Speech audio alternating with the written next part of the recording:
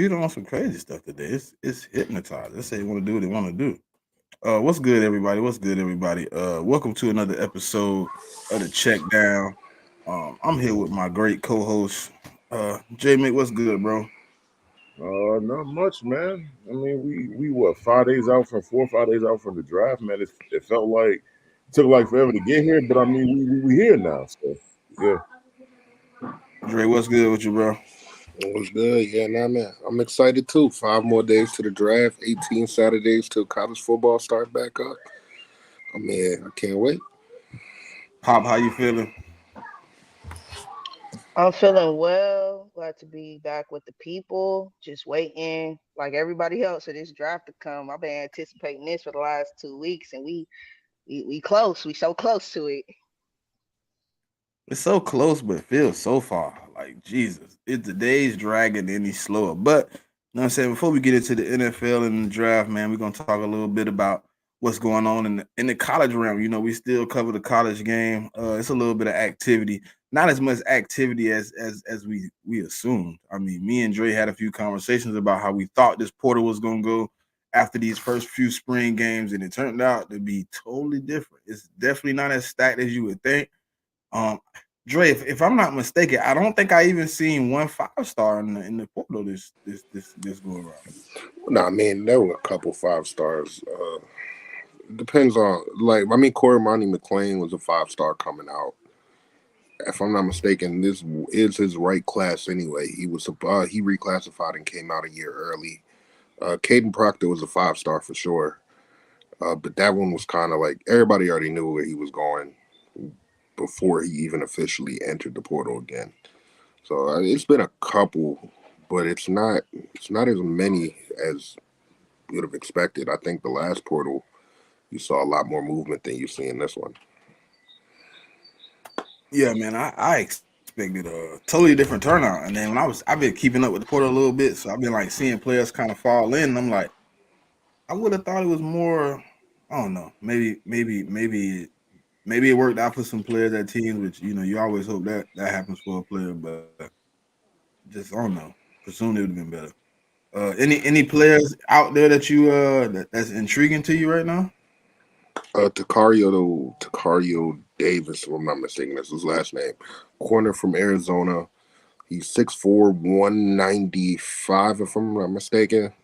I think he's rated as a top 15 player in the portal right now.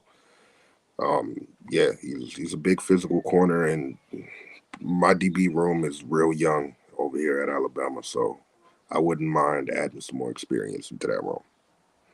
Pop, anybody out there you intrigued by?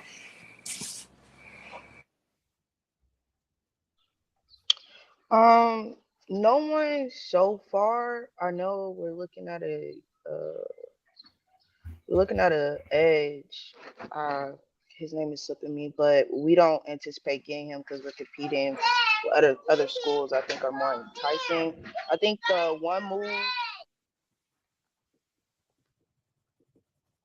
I think the one move that hit me was Jeremiah Hughes. He was a freshman cornerback. We were expecting LSU to get some more playing time, but he decided to enter the portal.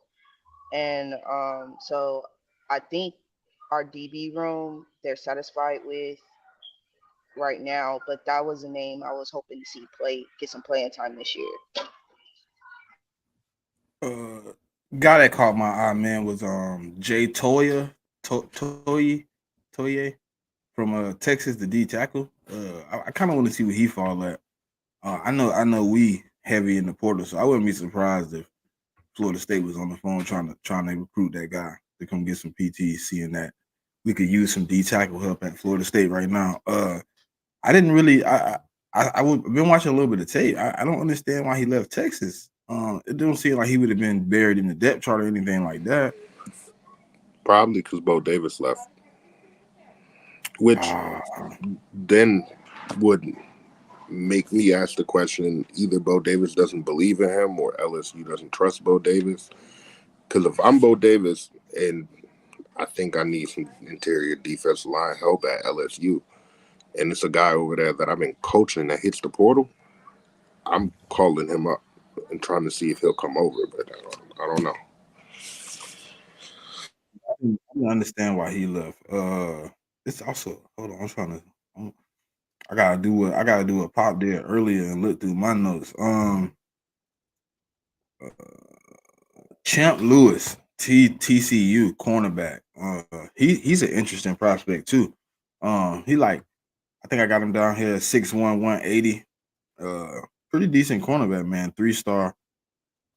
I think he got some upside. Trying to see who he fall at too. We also need a little bit of cornerback help. Um, shit, we lost everything in this damn draft. Anybody out there you looking at, J Mick?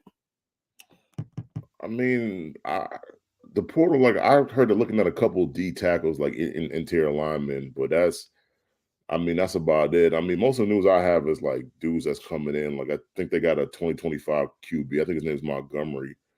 So he's supposed to be starting. He's supposed to be fighting for the job next year at the quarterback. But no, I mean, as far as the portal goes, I mean, we didn't. I mean, the first opening of it, I mean, we did lose a couple guys, but I mean, our depth is so strong that I mean, unless they can get a D tackle in the portal, but I mean, if they can't get that, I think they're just gonna just kind of stay put.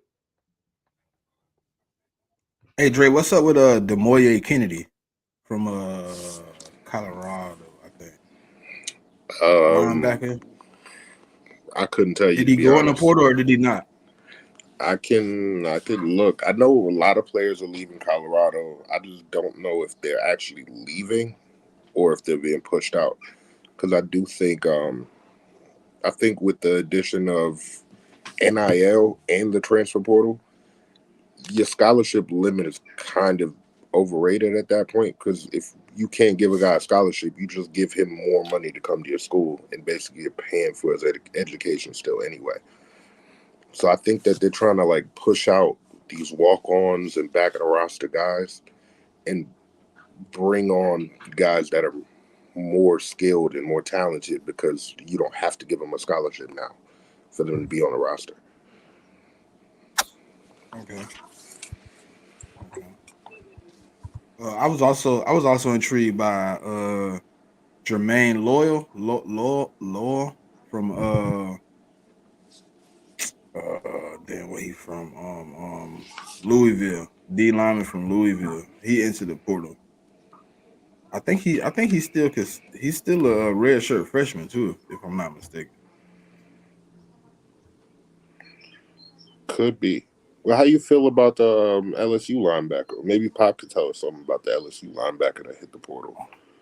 Because there's definitely a guy from LSU in the portal. I think he just left yesterday or the day before.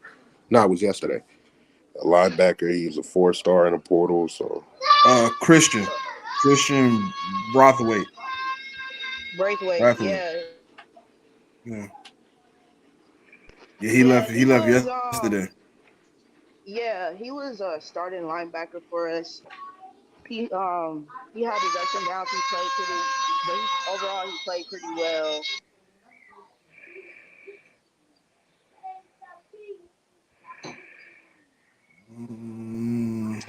I got the list pulled up right now, Smitty. I mean, there's some Yeah. guys in the portal, depending on what you need. Like, if you need Yeah, I was looking. some interior offensive line help, What you the on guy from 24/7 sports? USC, yeah, he's the number 2 ranked player. You got Cormani, you got the Martinez kid who's taking visits right now. Sam Brown from Houston. There's some guys there.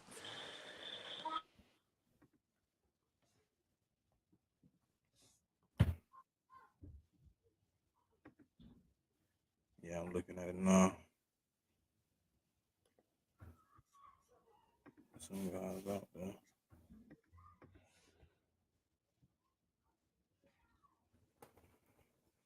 Hey, Proctor is he with y'all, right? Dre? Y'all got Caden Proctor, right? From Iowa. Hold on, can you say that again? I was saying goodnight to my son real quick. Oh, Caden Proctor. He committed to y'all 100% now. Yeah, I mean that was reported before. Like that was reported about a month ago, because he left, and I think think he kind of regretted leaving because he was all SEC as a freshman and he started every game. And he got better throughout the year. I mean, like when we played Georgia, that was probably his best game of the year. And after we played Michigan, we found out that he was playing with a torn ligament in his ankle or something like that. But yeah, the kid has a lot of talent. That spot was his, the left tackle job. If he would have stayed, I think now he has to kind of fight for it though. Because watching our spring game, I I don't think our tackles are just going to give that spot back. Uh, and it just depends on how much he's actually in shape when he comes on campus because we're running a new scheme, pin and pull. You know, you need those guys to be athletic. You don't want them to be too big because then they won't be able to move out in space. So we'll see what happens with Proctor. I see it's a few guys that left early in the portal. They still out there too. That's crazy. Yeah, the only thing about the portal right now is like it's kind of if you're a fan of a team in the SEC, you have to disregard at least a quarter of the players in the portal because SEC players can't go to SEC schools in the spring portal. It has to be done in the December portal. If it's because the SEC has a self-implemented rule to where guys cannot transfer within the conference Oh, during spring. Jay Toy committed, huh? Or was He the did. prediction? I mean, they saying he like pretty much leaning towards going to Texas. Oh yeah, if they got 100% there, he's probably already told somebody. They're just working out the little fine details of it Yeah. all. Dominique Williams from I mean, TCU. He's still out there. There's some it's guys some out here, guys dog. still available. Like I said, that Takario Smith, Takario Davis, I like him a lot. He Jacoby does. Yeah, he's Matthews, 6. Yeah, he does yeah, 6. Jacoby Matthews is a pretty good player too. The safety out of A&M. You got Keandre Lambert Smith, the wide receiver. I think we reached out to him at one Penn point State. from Penn State, but yeah, Jaden Rashada. I was talking to J-Mick about Jaden Rashada before the episode because I've seen some people predicting he ends up at Georgia, which I think would be a big pickup for Georgia, but we'll see. All right. So it's gonna be an interesting situation, man, because it's a lot of guys out here that still some pretty good guys in this portal, dog. They can go someplace. I think the guy that Carmani McLean. I want to know where Yeah, he go. Yeah, yeah, Cormani. I but think I'm not. Georgia reached out and Florida State. I think y'all reached out too. Yeah, but I don't think he come in. I think he's going somewhere in South Florida, man, because that's kind of where he's from. And I mean, honestly, he had originally, like last year before he flipped to Colorado, like I think he had committed to Miami or He USF. Or it was something like that. he was. I think he was. I don't know if he was committed to Miami, but it was down to Miami and Alabama. Either Alabama or Miami was going to get him, and then Colorado came in at the last minute. The only reason I think y'all do have a chance is because, I mean, y'all got our DB coach over there now, and they already established that relationship during the whole process. So I don't know. We'll have to Yeah, see. yeah. I mean, I just don't know. I mean, like I just see him as a kind of kid where like he'll be good in South Florida. And that's where he was gonna go originally. That's where his whole family is from. So that's why I say he's gonna be in South Florida somewhere. I I mean, mean, but if it's he, a possibility. I mean, I'm not gonna be mad about it. No, I'm not expecting it though. The quarterback. You talking about the quarterback, Jimmy? Uh, yeah. I mean, like the corner and the corner. What was his name? Cornermani and McLean. Yeah. I'm trying to see if they have any offers for him in the portal. I don't That's see what I any was about to say offers yet. too. But he's rated as the 22nd player in the portal. Um, if you look at 24/7. I mean, he kind of. I mean, low key at Colorado, he kind of had a rough year last year. I mean, it wasn't. I don't think it was what he was expecting. The kind of year he's expecting to have. Because I mean, coming into I mean, like as far as last year goes, when he came into college, like he was one of the top. I think he was a 5-star. So He was a 5 star, but I don't know, man. I'm keeping an eye on Colorado this year because I do think that there's kind of a double standard at Colorado. I think I had that conversation with Pop where I feel like a couple of kids are treated completely differently than the rest of the football team. And I think Cormani was probably one of those kids that felt like he should be treated the way that Travis Hunter, Shiloh, and Shador are treated, and he wasn't. And I think that kind of played a part in him leaving. I don't know that for sure, but it's just like you see Shador and Shiloh and Travis Hunter going. Well, I don't know if Travis was there, but the other two for sure We did flying to not reach out. Paris. They're flying to Paris instead of You heard me, Dre? You said what? We didn't reach out to him. Y'all didn't reach out to Komani?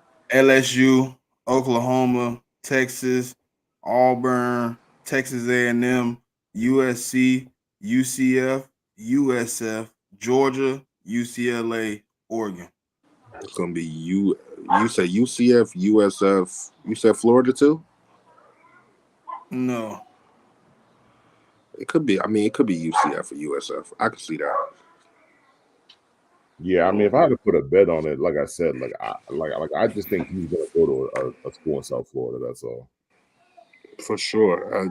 I guess it depends though, because I know USC is dropping bags right now. And if you go look at what USC's been doing the last couple months, they've been throwing money around. So I guess it depends on what he kind of values. Yeah, but I also feel like USC they gotta throw around bags because it's like like they're going into a new they're going into the Big Ten. I mean, like the travel is going to be a little bit more than what it obviously than what it's been for them, in the Pac-12. So I feel like if you're gonna get non-California kids, you're gonna have to throw the bag at them. Yeah.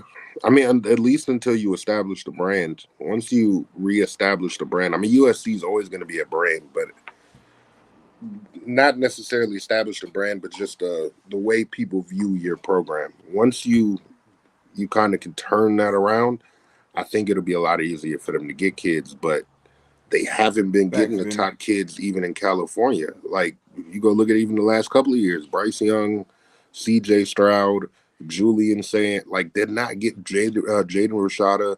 They're not getting these top California quarterbacks even to come and play for them. And the last 5-star quarterback they got transferred out after a year. I don't know if that's because he wasn't good enough or whatever, but it's kind of weird. Yeah, but even if you look at that, like I get that Caleb Williams was a transfer, but Caleb's from California though. No, he's from Maryland. Oh, and I thought he was from California. Maybe it was the quarterback before him that was there. Yeah, no, he's from Maryland. Because the only reason I even brought up those other names is because like Bryce Young was committed to go to USC. And then Alabama came calling and made a push for him. I don't know if they were ever involved with CJ because they were both in the same class. So they might not have been involved with him. But they don't get a lot of the top talent out of the state of California. I mean, as What's far good, as Aaron? Yeah, I mean, as far as USC goes with the legacy, man, I'm not that concerned about them getting players. I mean, they're as long as they're good, then they're just gonna get players. To an extent, yeah. So well. Any other schools that can interestingly make a push this year that y'all think? Looking at what they did in the portal and things like that nature. Ole Miss is one school I think can make a real push this upcoming year, especially because they don't have to play Alabama and Georgia this year. They only have to play one of the two teams because they don't usually lose to the rest of the SEC. You go look at Ole Miss the last couple of years, their losses were usually, there's some outliers in there, but they were usually to Alabama and Georgia. And I think they can make a push with some of those guys they added in the portal. They had a really good portal. Yeah, I mean, those are the only two SEC schools that they really lose to on a regular basis, year in, year out. For me, it's Texas, man. Like Texas did a lot in the first opening of the portal, and I just think they got a lot of talent coming back. For me, with Texas, it's just the quarterback. It's Ewers. Like if Ewers could stay healthy, then I think they got a good chance. But I mean, that's remained to be seen. Like he's been hurt every year, so I just don't know how that's gonna go for them. Well, I heard something yesterday, and I couldn't confirm this, so I have to go look and see if I can find anything more about it. But I heard something that he's dealing with injury right now, and the Arch might have to start. So I don't know if that was true, or if it was just on Twitter. Sometimes Yeah. people just say things to say things. So I'll go check. Facts. I mean, I ain't trying to laugh, but like that's what I just said. Like, and like for my fan base, the fan base that want to trade down and draft a quarterback next year, he's supposed to be one of the better quarterbacks in the draft, but the man can't stay healthy for nothing. It's crazy. Hey, shout out to Vinny too. I see the message on the screen. He's I wasn't right. gonna put it up there. I wasn't gonna put it up there. Nico is another one. He's another one from the next California. message I wasn't gonna put up there. You know what I mean? Oh, I ain't see the next one. I ain't even see the next one. He said Bama getting that get back. Oh yeah. Nah, see, I ain't know Vinny was a Bama fan too. Yeah. We both man, Giants there's too fans. many of you. We Giants and Bama fans, both of us. Oh, and you a Yankee fan, ain't you? Yeah, Yankees too. Yeah, Is he a Knicks fan? He a Knicks fan too. No, he's not a Knicks fan. Oh, he a Laker fan, ain't he? Oh man, Vinny a Laker fan. Yeah. No, but Oregon is another team. Hey, J Mick. I know he ain't no Knicks fan. I just had to talk. He finna cuss me out of the comments. That's not the comments, man. Hey, but Oregon don't is cuss me out, team. bro. Don't cuss me out, bro. Oregon is another team to watch out for this year. Oregon made some good moves in the portal too. I was just finna say Oregon. You stole mine. I mean, who's their coach though? Because I keep forgetting who their coach is. Lanning came. I mean, he came from y'all, J Mick. Dan Lanning. Yeah, and he was with us. So he came to y'all, then he went somewhere else, and then he went to Oregon. Yeah, and he got that tattoo with all of the schools on it or something like that. But yeah, see, I was thinking about like Washington Huskies. That's what I was thinking about. So I just kind of blanked out there for a second. Yeah, now Lanning is good, but I mean, Washington has a good head coach too. They got Fish from Arizona. Yeah, I mean, my only issue with Oregon is just how are they gonna get acclimated to that Big Ten style. That's my question. I think the Big Ten is gonna have to get acclimated to Oregon style because they play a physical brand of football. The Big Ten don't play. At least not all the teams. They don't play like that. I mean, most of their teams play the physical brand of football where they're trying to run it and they just trying to stop. Vinny said, "Who is their quarterback, Dre?" I forgot. The quarterback is Dylan Gabriel this year. Yeah, and then they already have his replacement after this year too. I'm drawing a blank on his name right now, but he was at UCLA last year. He was a 5-star. Oh yeah. He transferred early too. Dante something. I think it might be Dante Moore, but he's going to be Dylan Gabriel's replacement. And Dylan Gabriel only transferred because Jackson Arnold was next up at Oklahoma. Yeah, and they were ready to start him this year because they were scared that he might hit the portal if he doesn't start or whatever. Dante Moore. Yeah, that kid is nice too. So he's going to be there after Gabriel. They'll be all right over there at quarterback. And they got Evan Stewart over there too, man. Evan Stewart is a problem. Hey, shout out to the 107 people in here with us hanging out, man, chilling, listen to us talk some college football. We do have a first round, all 32 team mock draft. We'll be kind of up here debating. We'll come to a collective agreement, or we'll put it to a vote. Majority will win. But hey, man, if you're on the Twitter side, if you have not subscribed to the YouTube, if you could, man, hit the link that was shared in the post. It'll take you to the YouTube channel we're on right now. If you could, just hit the subscribe button, give us a like. And if you want to continue to watch, the check down every Saturday or any other things that'll be coming to the channel here soon, ding the notification bell so you don't miss any of the great content. And you know what I'm saying? Before you do it, we just like to say thank you, all y'all for coming out. It's a lot. What's the other team I had in my head? Hold on. I wanted to I think USC gonna take a step back though. A big step back. I could see that. But they've been making a lot of moves, and they did. I forgot who they brought in as a new DC, but they're actually gonna have a DC this year. Yeah, I think it was the DC from UCLA, if I'm not mistaken. I think it was. That I ain't much don't better. remember his name. That's all. Could be. I had to go look at it, but they've been making some moves. They might be all right because their biggest problem is always defense. Like I'm not worried about a Lincoln Riley offense. That's one thing I'll never worry about. But I that don't. I think the defense, offense will be all right. I I don't mean, know their how offense good is it'll be, all but it'll right, be all right. but I mean, their quarterback. I think it's the same kid that played in the bowl game. Miller Moss, yeah. Yeah. Probably. There's another guy behind him too, though. That I was reading an article the other day where they were saying everybody's assuming Miller Moss is about to be the guy, but don't be surprised if he's not the guy coming into the season. So we'll see. But they got a Yeah. big game early. Like who do they play week 1? Don't they play LSU week 1? Yes, Yeah. yes, we do, and I'm ready for it. Well, let's hope that LSU plays better against USC than they did against FSU to start the season. 2 years in a Anyways, row. Dre, 2 years. Hey, look, I hate to rub it in, hey, Pop, but 2 years in hey. a row we spanked that ass. Nah. Real talk. That first game we had, I think that was a classic game. That was a really good game. That second game we had, bro, Embarrassing. that was a terrible showing. But nah, I think especially with the moves we made on the defensive side of the ball and what I watched of our spring game, I'm liking our DBs. I'm liking the way they're covering. I'm liking the way they're tackling because that was a big issue for our DB room last year. And so I want to just see the progress, and USC will be a great test to see what we will look like moving forward through the season this year. Oh man, I'm mistaken. Y'all gonna be tested early and often Hey next man, season hey in that Neffy, secondary. listen, we all waiting, bro. One day it'll be it's gonna be a surprise day, man. She just gonna pop on, man. You know what I mean? We all waiting, bro. Pop, I know you see Neffy in the. Yeah, I saw his big-headed ass. Listen, He said he tired of the announcers. I already talked to the gang. I already talked to him. Yeah. So you hush and be patient, sir.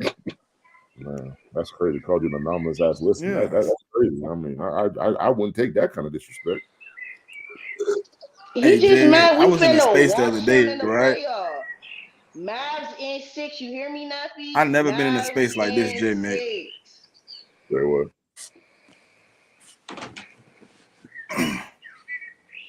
Said I you was, I was in a was in a space the other space, day. right? And these people in there arguing. I look in the anonymous listeners, bro. It was 22 people in the anonymous list.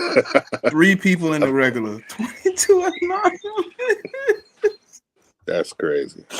I said, Jesus Christ. Yeah, I They don't did get not the. want to be seen.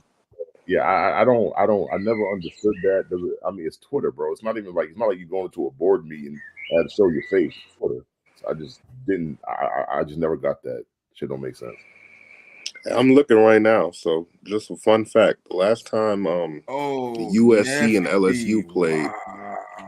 was exactly 40 years ago, and LSU won that game 23-20. So 23-3. Bro, I can't deal with this man. Bro. This man is nasty, bro. J Mick, you see this shit? Wow. He disgusted for that one. I mean, if you got JJ going to the Commanders, I mean, I ain't got no problem with that. Hey Neff, is it I ain't got bigger no problem than with when it y'all either. draft Joe Alt number 5 too? Then, because we all And know y'all taking Joe your Alt choice number 5. between Daniels and May. That's all I'm hoping for on Thursday at like 8:15. That's all I'm hoping for, man. A choice. A choice, huh? You ain't got to pick one or the other. You get to you get to Yeah, pick one or the other, not just one. Yeah, choice. Yeah. I mean, choosing is always better, man. That's a Oh, that fact. man got me crying, bro. But if they take JJ McCarthy, bro, I'm literally going to I mean, die laughing. it's not the craziest thing in the world. Like I think, so I don't have this hate for JJ like a No, lot of people not do. J May, but not for the prospect. For the fan base, oh, they gonna lose it. Oh, it's gonna be beautiful. It's gonna be beautiful. let them epic draft JJ. explosion. Oh man, let them draft JJ. I'm ready for Oh, they that. gonna have the meltdown, bro. I mean, but they can have a meltdown all they want. Come week one, they'd be cheering for that boy. It's not gonna make a difference.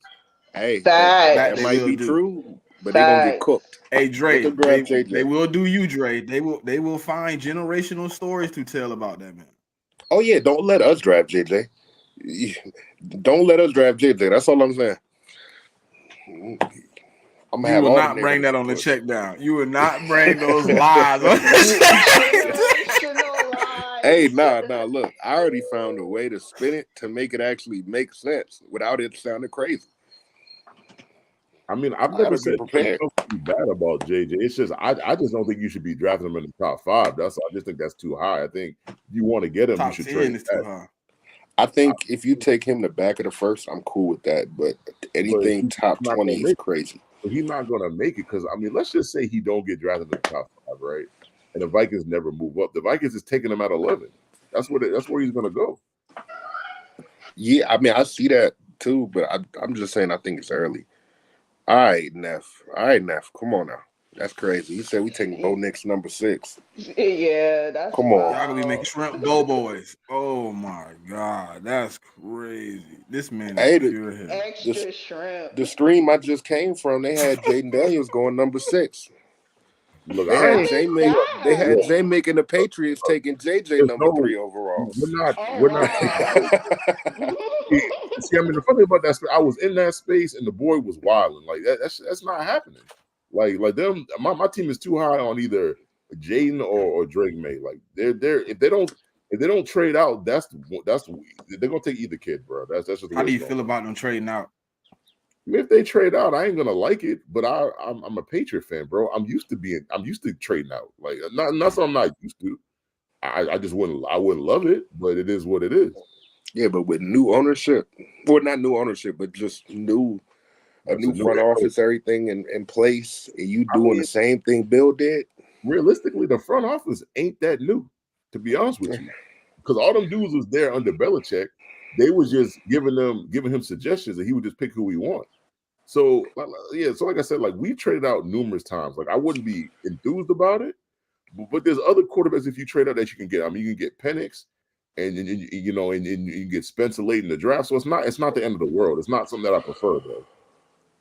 But it is Speaking what of it the speaking of the Patriots, J Mick, I just got one question. How you feel about your owner shitting on Bill Belichick? is. But that story not even true. I mean, if you want to be honest about it, that story's not true. See, what really happened was Blank called Kraft, and I mean, like they had a conversation because let's just face like all these owners are pretty cordial. Like there's a couple of them that's not really cordial at all. Like maybe like Kraft and Jerry Jones, they ain't exactly cordial, but the rest of them boys is like, you know, I mean, it's like an old boys network. So I mean, he called him up, and I mean, he just gave his opinion of Bill the last couple of years. That's all. Hey, if you win me 6 Super Bowls, I'm lying for you.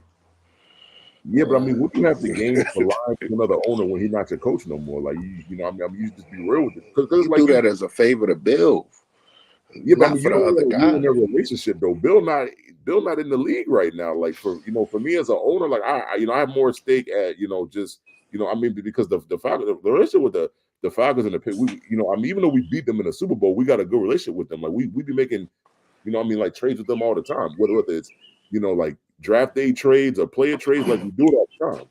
So I feel that. Hey, before we get into this mock though, there's one more team I wanted to mention: Ohio State. Ohio State has one of the best rosters in all of college football, and they probably got 2 of the best 5 to 10 players out of the portal. When they picked up Caleb Downs, and then they went and got Quinshon Judkins, those 2 were major moves for them. And then they got their freshman receiver over there, Jeremiah, too. The question I is going to mean be if that quarterback is going to be able to get them the ball on the outside. that's about to say like yeah, you can say all of that, but their quarterback. I mean, for me, I just don't love their quarterback, man. And I mean, I kind of feel bad for the coach. Well, not really, because I don't really like Ohio State anyways. But I don't feel bad for him. But they got to win. Like if they don't win, I'm not sure that he's gonna make it. there like next year or whatever. Like I think it's either win or he get fired. I'll tell you what, they better beat Michigan. If they don't beat Michigan this year, he's I think they definitely gotta fired. beat. I think they gotta beat all the rivals, Dre. I don't think he can Nah, lose none of them.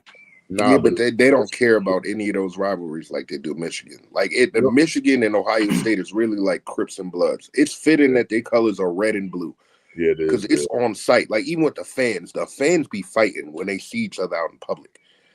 Like yeah, And I don't Ohio that's State really crazy. got another rival to me. Like every Buckeye fan that I know that I interact with, they're only rival to me. To what I've heard them say is Michigan. They don't consider Michigan State to be a rival. They don't consider Iowa or Penn State to be a rival. I mean, maybe Penn State considers Ohio State to be their rival, but it's like it's not the same way around. They just don't see it that way. So, Yeah. Well, it's kind of like LSU be looking at Bama as a rival. We don't really be worried about LSU like that. Same with Tennessee. Like we look into the SEC title game every year. 'Cause we beat them teams on a regular anyway. So it's like, but if Tennessee starts beating us every year, then yeah, we gonna be worried about It's Tennessee. okay. New things happen. We're entering a new era of college football. We gonna see Anything can Pop. happen. I mean, but the thing about Tennessee is like Tennessee consider everybody like I mean, like they consider Georgia to be their rival. We're not their rival because they don't beat us like that. So yeah, but do y'all have like a tradition that goes along with that game? Because I know like with the Bama Tennessee game, there's like a real tradition that goes with that game. I mean, the tradition for us is with Florida. That's what the tradition is. That's our rival. Like that's the rivalry game. That every year is like it's I mean it's a neutral site game. Well, it's that in Auburn. Those are your rivals. Auburn is. Auburn. I mean, like we don't play Auburn every year though. That's the thing. Auburn is the oldest rivalry in the South. Y'all at Auburn. I mean, the oldest. Yeah, I mean it's the oldest, but for me it's the Florida game. That's the tipping point. That's the game I need to win every year. I need to win the Florida game every year. Man. Wait, y'all don't play Auburn every? I could have swore y'all played Auburn every year. No, I mean we didn't even play them last year. I don't think. Yeah, you did. You almost lost to Auburn last year. Maybe that was 2 years ago. I'm thinking about. Maybe not last year, but 2. Yeah, we don't play Auburn every year. I thought y'all played them every year because I know when the SEC came out with like the rivalry thing Hey, with Dre, the permanent you remember rivals, the kick six? they were one of them. The kick six, man. Do you remember? Okay. That was funny. Do you remember getting blown out in the Orange Bowl? I thought my mic was muted, bro. Do you remember getting blown out in the Orange Bowl? You remember that? Third stringers in the game still moving the ball. I don't remember, bro. You don't remember? Jay Mick, defensive coordinator, was on the sideline celebrating like a player because his walk-on son ran for a first down. Bro. I remember because we had like the third or fourth down the second half. That's what that was. And y'all was still putting belt to ass with a third and fourth string. I didn't watch that game, to be honest with you. Sorry. Oh, well, it's a shame. I didn't watch that. I mean, half your game. team didn't show up to that game, so it's fitting. I didn't show up with them. Sure. Hey, that's fitting. You bet everybody can have a tradition like Alabama and Georgia, where it doesn't really matter if we don't. If we you don't remember play that? for the You big remember one, that our guys Clemson national play. championship? Oh, remember the what? Hey, do you remember the 5 more national championships that I have of you in the last 20 years? Nah, we ain't talk about those. And since we want to do that, hey, we ain't talk about those. Hey, J-Bick, you remember 2nd and 26? Yeah, unfortunately I do, yeah. That's 2nd and 26. That was Tua coming out party right there. That was the end. Matter of fact, that was the end of your quarterback. That was the end of Jalen. Why you had to hit? Hold on. Why you had to hit J Mick? What J Mick did? Hey! Everybody throwing shots. But I do remember the national championship. Oh, it was just me. It was just me.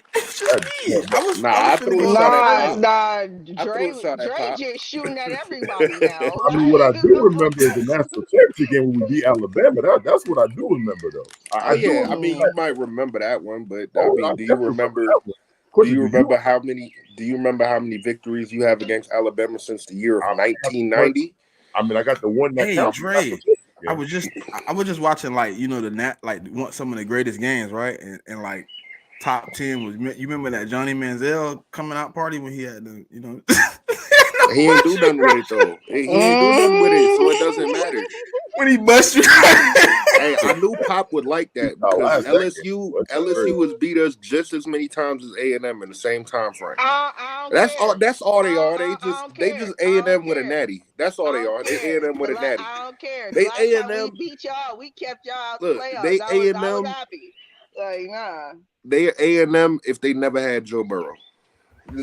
That's what they are. They would be A&M if they never But they had had Joe Joe Burrow. Burrow, so you can't do that to him. Let's talk about when we had your The bro. What did we checkdown makes do? sense. Like, smoked y'all. Hold on, smoked us. You dragging it. You talking about smoked us. Uh, That was a close game. Smoke. How many points you beat us by, Pop? That's how my revisionist history is working right now. How many points you beat us by, Pop? I don't know. Wasn't it like 3? Yeah. Yeah. So Doesn't if matter. that's smoke, what do you call what Georgia did to Florida State this past season? We don't have to talk about that. I'm saying if a 3-point loss is getting smoked, what is a 62-point loss or 59, whatever it was? Man, they beat the high school JV team, bro. God dang. Hey, that sounds like a culture issue. That sounds like a culture issue to me. That was a beatdown. That's what happened. We didn't play nobody, man. We probably didn't even. I don't even know if our coach showed up. That he came out there and some penny loafers. He wasn't ready to coach. He was ready to go golf. He was like, "Hey, just go out here and get the game over with, man. Don't worry about the plays, man. Just get this." You know why that happened, though, right? Because your coach loved to live in the portal. He don't like to build no culture over there. And that's not me trolling. That's just my honest observation of your team. He got stuck in a bad situation, and he said, "All right, what I'm gonna do to get out of it? Oh, the portal's here. I'm living." Oh yeah, for sure. I'm not knocking him for it, but it wasn't like he was at a crazy school where he was able to pick up 5-star recruits and bring them to Florida State. He was at Memphis, like. Hey, but at least your coach uses the portal right, because Pop head coach, he used the portal and bring in dudes that shouldn't be starters on any football team in college. So, Anyways, we gonna see. We gonna see. I mean, like now we're one of the richest states for high school college talent. I mean, like high school football talent though. Yeah, they're the USC of Florida. They don't ever get none of those players.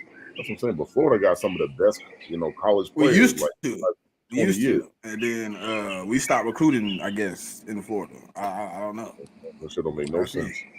Y'all don't even got the best quarterback in the state of Florida right now. They be in honestly, I don't even know where they be looking.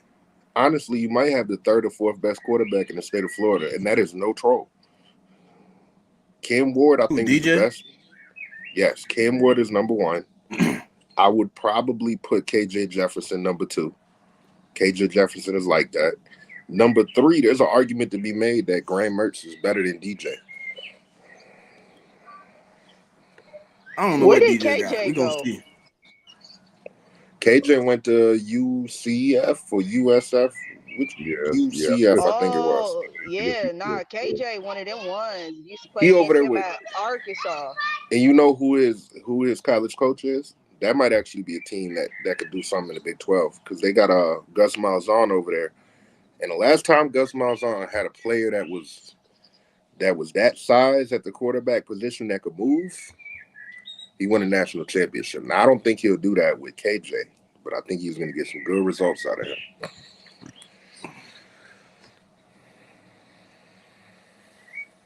Yeah, KJ always had my team in fits. That boy is a baller. Yeah, I had a little homeboy with Arkansas for a little while, man. He I don't know, he ain't do nothing with it though. But he was there for a full ride scholarship and couldn't learn the playbook. What? Somebody give me a full ride, boy. I'm applying myself. Yeah, a lot of these young fellas getting that NIL money, man. And you seeing them going from school to school. They just getting the bread. They ain't getting no field work.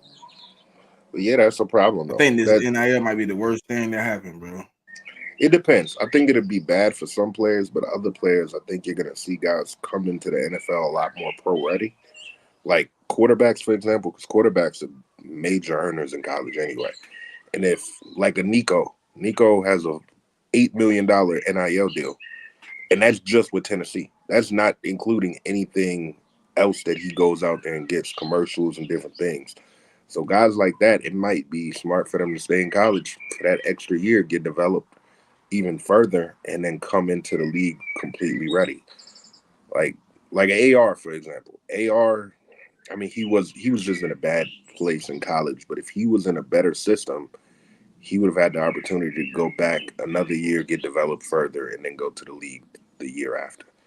And he would have came in the league a lot more pro ready. So it's a good and a bad thing. It just depends on what these players are really looking for.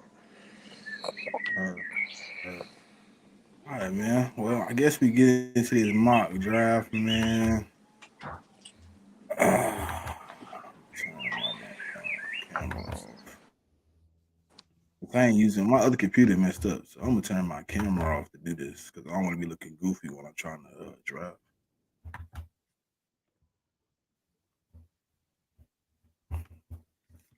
I can't see myself. So we're doing all 32 teams. And this is just the first round, right? Yeah, just the first round. All right. So while you set that up, Just so the it's going to first be the round. first round. We all have to, or the majority of us have to agree on the pick. We can do trades if we think that they're going to happen, but this is going to be like our official, like mock draft going into the draft. It's going to be fun to see how many we get right, how many we get wrong. So I'm pretty sure we're not trading Chicago pick, right? Nah. Nah, they taking Caleb. I think we can all agree on that one. All right. Yeah. Now, number two, All right. Pick two. this is where it gets kind of tricky. Tricky for me. I just think it's a 50-50 proposition. Like, I just think a 50% chance they could take May, a 50% chance they could take Jaden. I think it's a 33% chance that they take one of those guys. 33 for either one of them, and I think the other 33. And this is me really not trolling. This is me being completely serious. I do think JJ McCarthy is still on the board for them. I really do. I think they're undecided at what they're going to do at two, because if you love Jaden and Drake May as much as everybody reports that they do, why are you bringing in 5 quarterbacks all at the same time and kind of like reopening the process? That, to me, that just doesn't make any sense. Yeah, that was a very strange move. I, If I, they were yeah, I'm with solidified y'all. with May and JD. So To me, it's not as strange as you think, because I read reports that when like Peters was in San Francisco, they used to do the same kind of thing.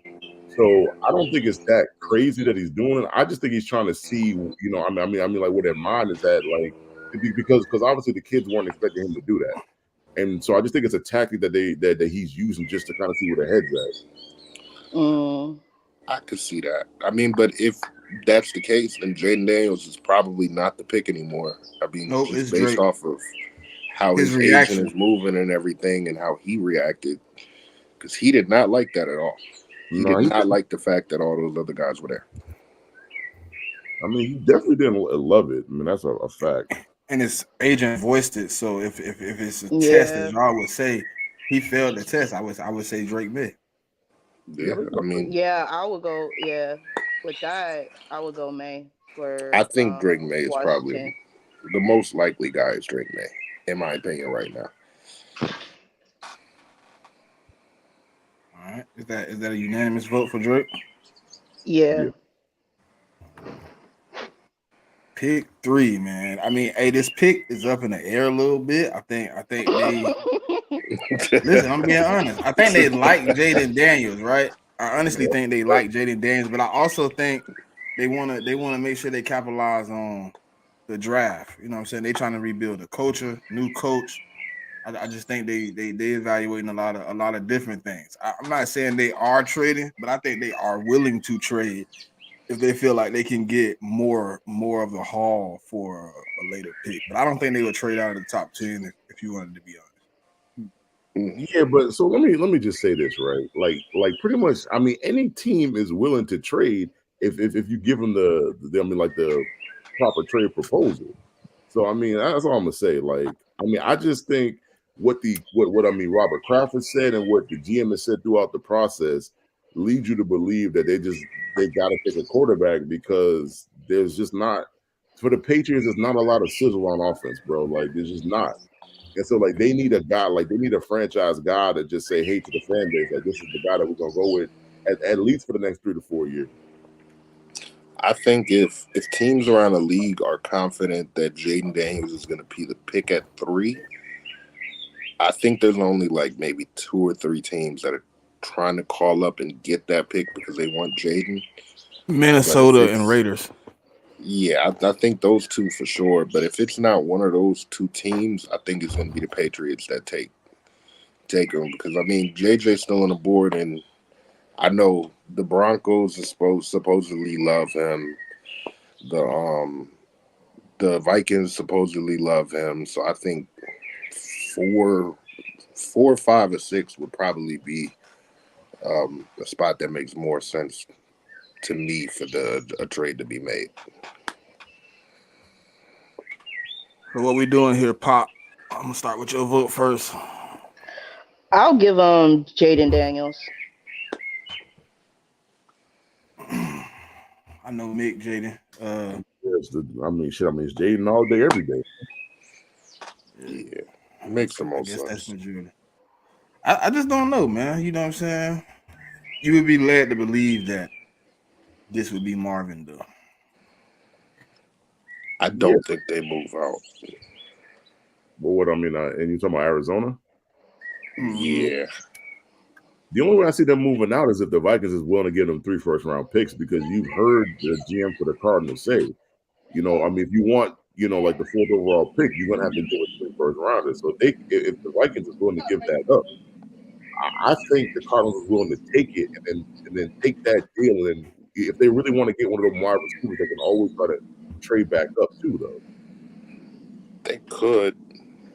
It's hard to Yeah, say because like Marv, if you compare Marv with Kyler, because they already have a second first round pick this year, that would be amazing. But like you said, if they can trade down like with the Vikings, they get both of their first this year and maybe a first next year. You're talking about now 3 picks in the first round this year and 2 in the first round next year. Five right. first rounders should definitely be able to turn your franchise around, especially when you already have your quarterback.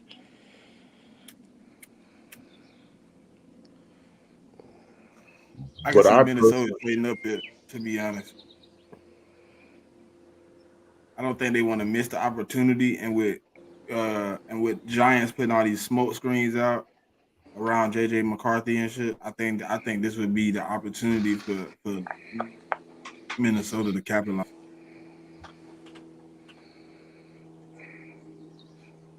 Could Just being be. honest. I don't know. I just the one thing that I keep looking at is everybody is mocking JJ to the Vikings at 4, and when everybody is doing it, it It kind of usually makes don't me feel happen. like that's not gonna happen. No, I'm saying if they see the opportunity, I think here or like 7 is like the opportunity because I don't think they necessarily have to move up here. I don't think they necessarily have to move at 4. You know what I mean? Because you obviously know Arizona isn't taking a quarterback. You know the Chargers aren't taking a quarterback, so you just got to get in between there. And then if at 6, you really don't know what's going on. You don't know if the Giants are bluffing or not. If you get Yeah, but past 6, you might can wait it out. that could be the case. But maybe they also, I mean, I don't know. Maybe they do trade up. Maybe they trade up to 6. I know. We have a connection with Monty in our front office. We brought in some of the guys from the Texas front office, and well, I mean not the Texas, the Titans front office, and one of them, I think he was the assistant GM under Monty for a while, so they have a really good relationship. Maybe that's the spot where they look to trade up too. It's hard when you get to 4. I'm leaning towards them just staying at 4 and taking Marv, if I'm gonna be honest. If it goes this way, I think that's the best move. Yeah, I think I'm leaning the same way. I think they're gonna stay at 4 and take Marv. I think that's what I'm gonna go with. Pop, what you got? Pop.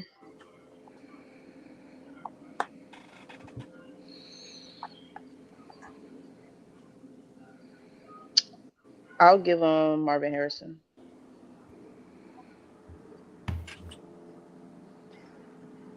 Yeah, Smitty, you All right. already said Mark it Marv, is. right? Yeah, that was my first vote. I'm about to piss Neffy off with this, baby. All right, so we gonna start with Pop, goddamn. Pop, give me who you got and give me your explanation, please. Okay, I'm going Marvin Harrison Jr. And the reason why I'm going Marvin Harrison Jr. for the Nah, Cardinals for is Chargers. Chargers. Yeah. Chargers. oh my bad. For the Chargers, they need something on that with that wide receiver core. They need something. They're lacking skill talent. Keenan Allen left. Mike Williams is gone. They need that pop. So what you want to do, Malik or Rome? Sorry, mine is showing. Mine was still showing Marvin Harrison. I don't know. I'll do. Let's give him Rome. I don't even think they're going receiver. I think they I go know you was gonna go there. I told you I was gonna piss Neffy off with this one. I really think they go tackle. Think about it. Harbaugh loves to run the ball. We know that. He brought in who to be his offensive coordinator? Greg Roman. What does Greg Roman do? Loves to run the ball. He loves to run the ball. They need some help on that offensive line. And the receiver class is actually deep. So they could spin the block and still get a talented receiver in the second round. I think they go Joe Alt. Especially if you listen to what Harbaugh said. Like, he was talking about offensive line, I think it was like a week and a half ago. If you listen to the way that man talks about offensive line, man, he loves him some offensive linemen.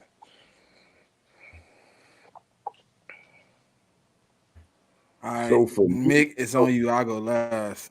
I mean, Neffy not gonna like what I'm gonna have to say, but he going I think they're a candidate to trade down, man.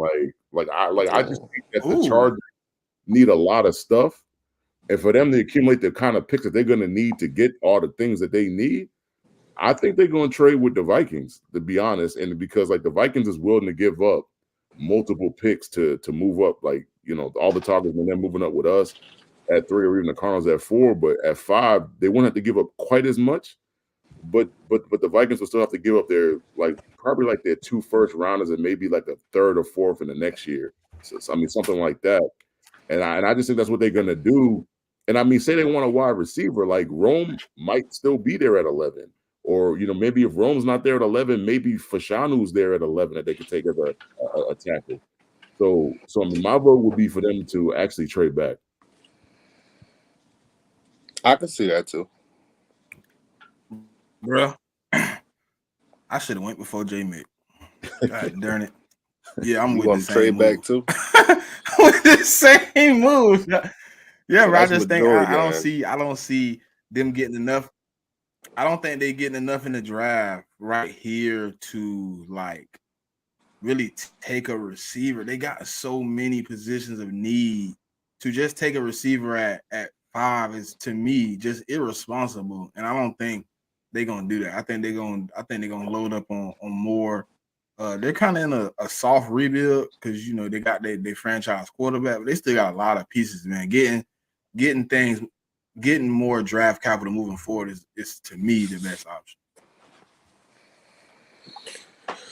I could see that definitely, and I mean, I think Minnesota traded.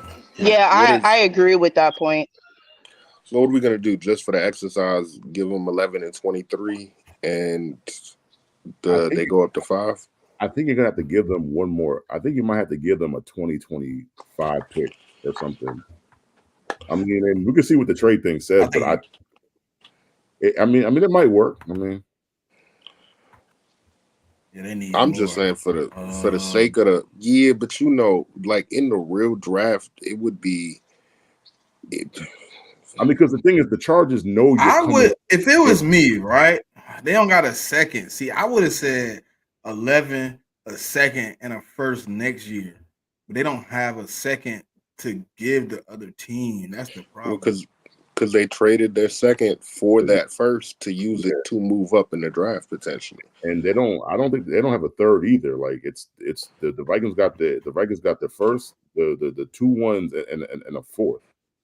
So hold on. So I think we're Surely in can help agreement niggas. though. We're in agreement that 11 and 23 are going to be part of that deal, right? If they move up to 5. Yeah, Yeah, 100%.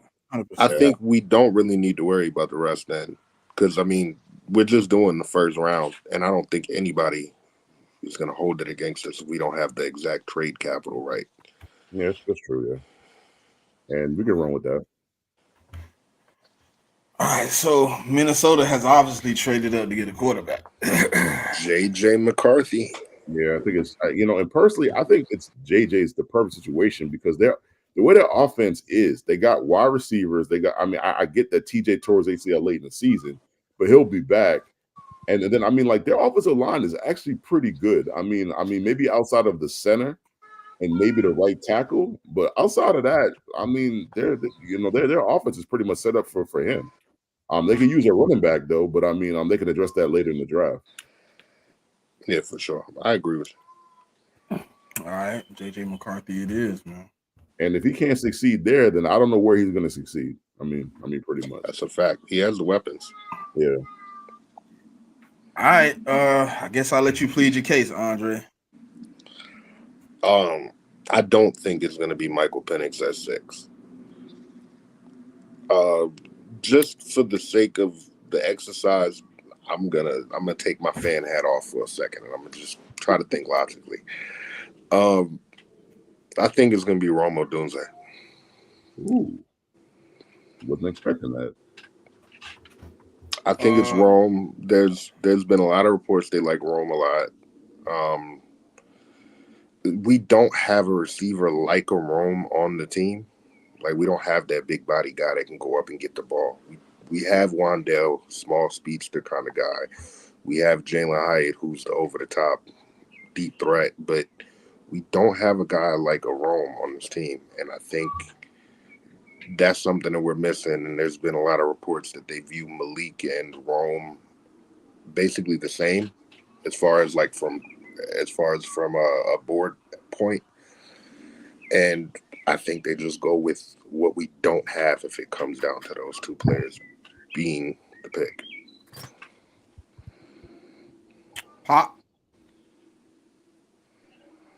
Honestly, I agree with Dre. They can go Neighbors if Neighbors is still available on the board. They can go Rome. To me, it would just come down to their preference and who's higher on their draft board when they get to said pick.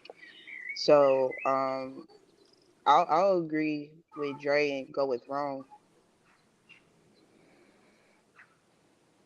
I Well, mean, J Mick, if you got a different pick, you can yeah, get in. it is different, man. I hate to go by trends, but like the Giants love LSU wide receivers. LSU. I mean, it's just your front office. It is what it is. And I mean, I've been saying for months, like people call me crazy for saying that I got Harrison, Neighbors, and Rome because on the same tier, like tier 1 wide receivers. Obviously, everybody loved Marvin Harrison. I mean, I'm actually a Rome Odunze fan because I think he could do it all. But in this situation, I just think Neighbors' explosiveness, like the way he plays the game, and I mean the kind of speed he has. And I get that the Giants have speed guys already, but they don't have a guy like Neighbors, and I just cannot go away from that whole Giants Tigers connection when it comes to wide receivers. So I'm gonna have to go Neighbors here. I can see that, but this isn't the same front office either. It's a new front office. Like we don't know how they view it. But I see what you're saying, though. I mean, The a lot of connection. organizations they repeat trends. Makes sense. Well, since Pop is in the middle, I guess I gotta break the tie because it's kind of like a 2-2 vote. I'm kind of with the Malik Neighbors though. Like the LSU theme is one of your themes, and I just can't get away from that in my head. Like I want to say you would take Ron. I just feel like you would take Malik Neighbors, and I think it's gonna be. I think it's a couple factors that play into it. Justin Jefferson is one of those factors, like him being in the league. You know, people kind of like they're gonna be like, do we pass up on him for Ron? Will he turn out to be Justin? Like and it's kind of like the Eagles kind of caused that kind of havoc too, because like we did some dumb pass up on Justin Jefferson for Jalen Rager, and we've been laughed at since. You know what I mean? But I think it's Malik, um, in all aspects. I think Rome is a close second. I think it's Malik though. I could see that. I was just going off of the report that I read that basically they view them at the same exact tier, and that they would go off of what we don't have yet if it came down to that. But Yeah, if yeah, y'all think it's Malik, we'll take Malik here. The Yeah, majority says Malik. I don't think the Giants will go wrong with either pick, and I think No. Neighbors would do really well with y'all. I think Rome could do well with y'all as well. So y'all couldn't go wrong either way. yeah. I just can't ignore the history, man. That's just what it comes down to. And I get the front office is different, but some like like for even my own team, like we like to draft edges for Michigan. Something we've always done. I mean, even before Bill got there, we was doing that. It's something that we've always done. So that's why I say that. No, I hear you. I hear you, J Mick, because we love Ohio State players over here. So I do understand that. All right, so Malik Neighbors the pick. Yeah. Mhm. Tennessee. Yeah, I think this is where it get tricky though. This get tricky. This is where it get tricky. I honestly, I go tricky first, for you. right?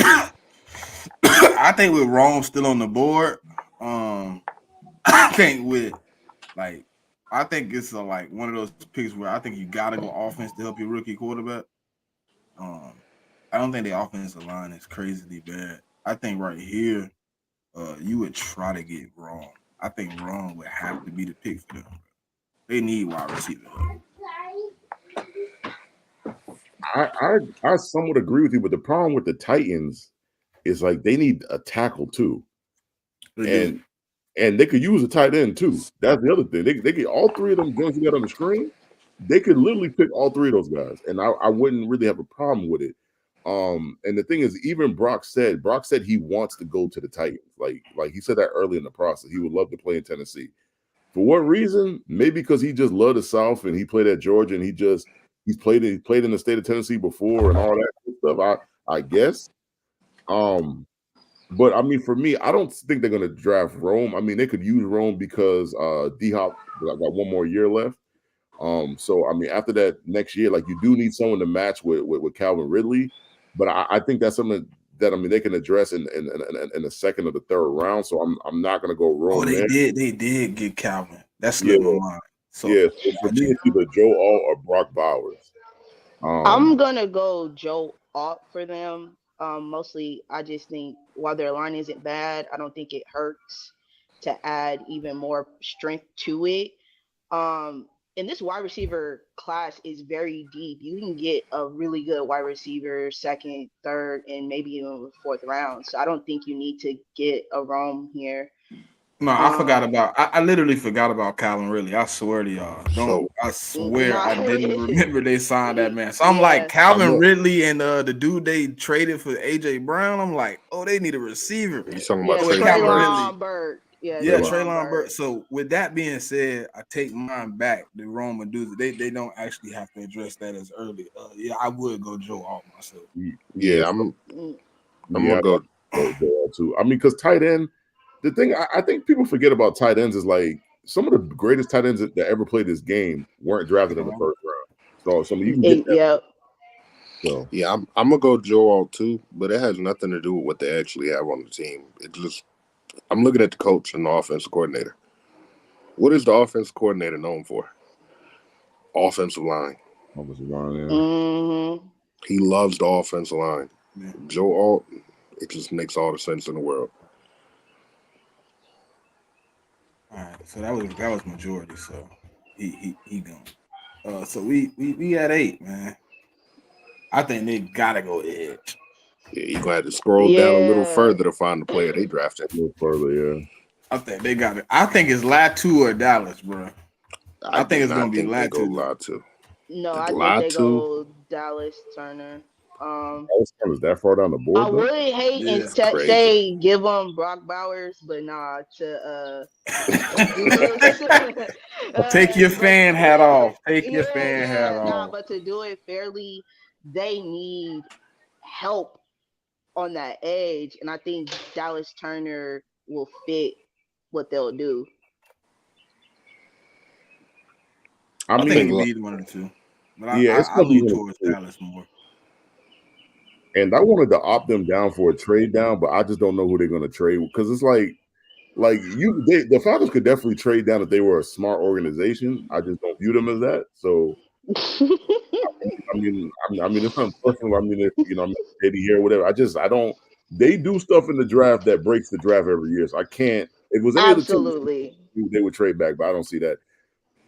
I think that they might go for Latu in this situation because I mean, other than Latu having like like the neck injury Go stuff. watch your go. I mean, other than that, I mean, I just think Latu might just be better for them and the kind of defense that they run. So I think I'm gonna go Latu here. I can't agree with that. Latu, I look at Latu kind of like and it didn't work out for this guy, but I look at him kind of like Azeez Ojulari a couple years ago. Azeez Ojulari was looked at as a top 15 pick in the draft. There were questions about his medicals. They got cleared. He was good to go, and still ended up dropping to the 50s. Now I don't think Latu drops to the 50s, but I just can't see him going top 10 with those neck injuries. Like it's he had to medically retire at one point.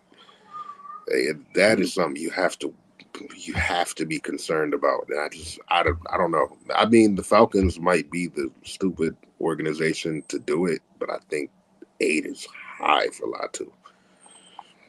I would have to go with Dallas.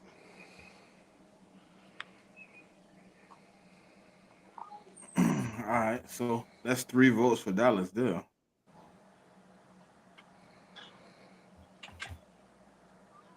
Take Dallas. I don't Well. think we even Chicago have to. is We might not even have. I think we can all agree already. wrong. Yeah, it's Yeah, got to be yeah. wrong. Just Yep. that's a Yeah. no-brainer at this point. And It's wrong. and the great thing for them is, I mean, like they could either put Rome or DJ in the slot, and that'd be nasty work. I ain't gonna lie. Yep. Jets got to be tackled. Is that what we saying? They should take a tackle now. I mean, Will they is the question. there's a question because you got like their fan base is really high on Brock Bowers. And I mean, I don't see a problem with that. But I mean, my issue is both of your tackles are over 30. They've both gotten injured over the last couple of seasons, and I just think the smart thing to do would be to take a tackle. That would be the smart thing to do. But the Jets always don't do they don't always do the smart thing all the time either. So, but yeah, I'm I'm personally gonna go with the tackle here. Like that's what I would do. which tackle?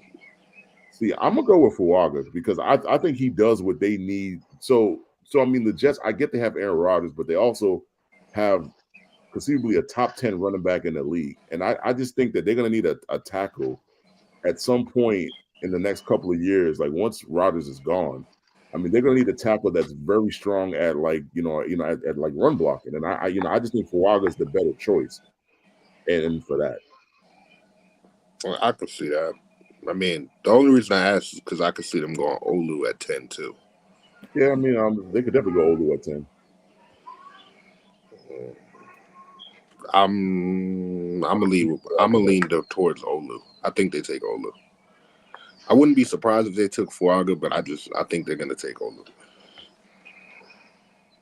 Olu seems to be the bigger name for them when you hear them talk about it.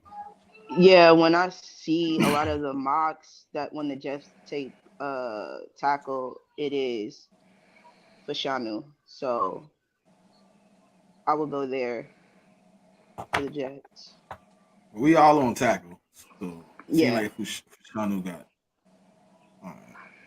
All right, so now we at 11.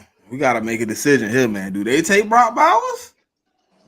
Yeah. Is this when Brock Bowers lead the board? I think Brock Bowers is a good choice here. I think they could take him because they also have the 21st pick. And I think that is either 21 or 23. And at that pick, you can always get a tackle right there at later on. I don't know if Brock gonna make it to 21, 23. So I'm gonna have to vote for Yeah. here. I I disagree again. I don't think it'll be Brock. I think if anything, they go receiver here, and it would be Brian Thomas Jr. I could do that too. I will say Harbaugh does love tight ends, so it makes sense. But you can get Brian Thomas Jr. You can still get a tackle at 23, and then maybe you can. I don't know, depending on how the board falls, maybe Jatavion Sanders falls to you in the second round. I mean, Jatavion gonna be there in the second round. I don't think Yeah. I mean, with his work after the combine, I don't think he's gonna shoot up in the first round. I just don't see that. I think he's a second round. Well, I just don't know where they pick in the second round. I don't know if it's beginning of the second I or think they not. pick I think that yeah, they pick at the beginning because they had the fifth worst record in the league. So I think it's Yeah, I right think they're in the 30s. 39, Oh, I for think, if sure. I'm not Okay. mistaken. around. Well, no, I Yeah. was just saying because some teams they do like pick swaps. They do trades and they'll Facts. trade their Facts. second, keep another second. Like we did Yeah. that. We moved from what was it, 30 something to 47, basically. I'm voting Brock Bowers here. I'm gonna go wide receiver for the Chargers. Um, I don't like who they have in their wide receiver room. I think they need a top talent there to replace the losses that they had during this offseason. And I'll go Brian Thomas Jr. for the Chargers at this pick. The reason I go Brock Bowers, think about this, right? When did the tight end for um the Ravens have his first breakout season? Wasn't it with Greg Roman? Yeah, it was. Running those tight schemes, I think a tight end plays more of a role in the offense than getting another receiver. Like you just pointed out to me, Dre, they're gonna run a lot. So what's gonna be more effective, having a receiver out wide or having a tight end that's in tight on the line, getting loose, and you asking Justin Herbert to make an easy pass 10 yards, 7 yards. I don't think that. See, I think it's hard for me to say what type of football Harbaugh wants to play at this level though, because I can look at different versions of Harbaugh. Like if you go back to Stanford, he let Andrew Luck throw the ball all over the yard. And then you look at Michigan, he didn't really let JJ throw the ball. Now, that's where the questions come for me. Like, is it because he didn't believe JJ was that good, or was it just because that offense line was so dominant? And I don't know what his philosophy is going to be in the league. I would assume he's going to run the ball a lot, yes, but I think he's still going to want to throw the ball a decent amount of times.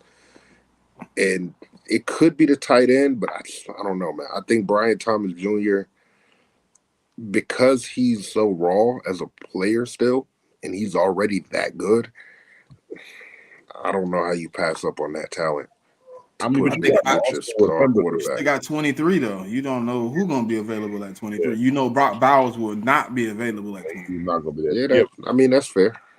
and I think my other thing, I mean, like even when Harbaugh was at Stanford, though, they still ran the ball. Like that's a staple of his offensive scheme. No matter where, I mean, yeah, I mean, they had Andrew Luck. Obviously, they didn't run as much as they did at Michigan because they had Andrew Luck, but they still were a very heavy run team, and everything was off of the play action. Shit, even San Francisco, where he Yeah, was I there, mean, he was a run team. it's been the same story everywhere he's went. Like they're going to run the ball. And I mean, Brock Bowers is not only a good receiving tight end, he's a good blocking tight end. And like the tight ends they have are some of the old Ravens tight ends, and that's what they signed the 1-year deals. And I just think with Greg Roman, I think Greg Roman is going to be able just to utilize, Brock in his highest capability. And that's why I say Brock Bowers. All right, then I'll say Brock, because what y'all are saying makes a lot of sense. So I'll break the tie and we'll go with Brock here then. Pop, what you still on Brian Thomas, or did we convince you to switch your pick? Yeah, no, with the information that y'all gave, it does make sense that they would go Brock here. So I I still wouldn't. think at 23 you still can get Brian Thomas Jr. possibly. You still possibly can get Ladd McConkey. I think you still can get one of the top receivers in this draft at 23. Yeah. I I know for agree. sure you won't get Brock. Yeah. Yeah, for sure. Now the Broncos are a tricky case because they definitely need quarterback, and this could be the landing spot for I think Penix, man. I don't think it's gonna be Bo Nix like everybody else want to say. I don't know. I don't think Penix is is the coach kind of guy. That's what I'm saying. Like I think he's more You of say a you don't Bo. think he's a Sean Payton type of guy? No, I don't think Sean Payton loves Penix like that. Like I think Sean likes Bo Nix better, to be honest with you. You could be right. But I would hate to draft Bo Nix this at 12, bro. That is a real early. That's the only thing for me. But I mean, also like a lot of other teams, they have a lot of needs.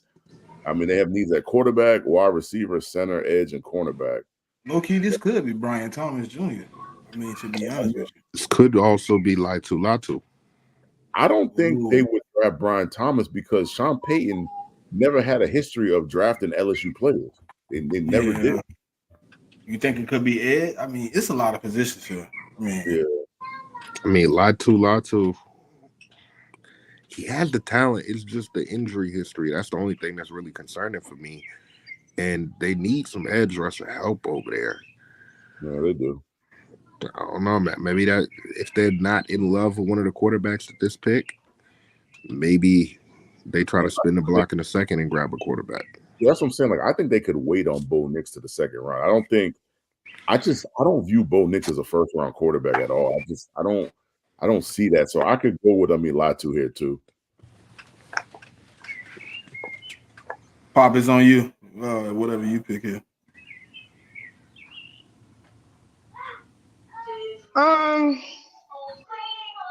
Latu. Yeah, I wouldn't mind giving them Latu at this point. Like to your point, I I think they could grab a quarterback in round 2. So yeah, Latu. All right, Latu it is. Now, I think we all should be in agreement that the Raiders need some offensive help. Yeah, that's for sure. Yeah. Yeah, they do, but they need some help in that secondary too.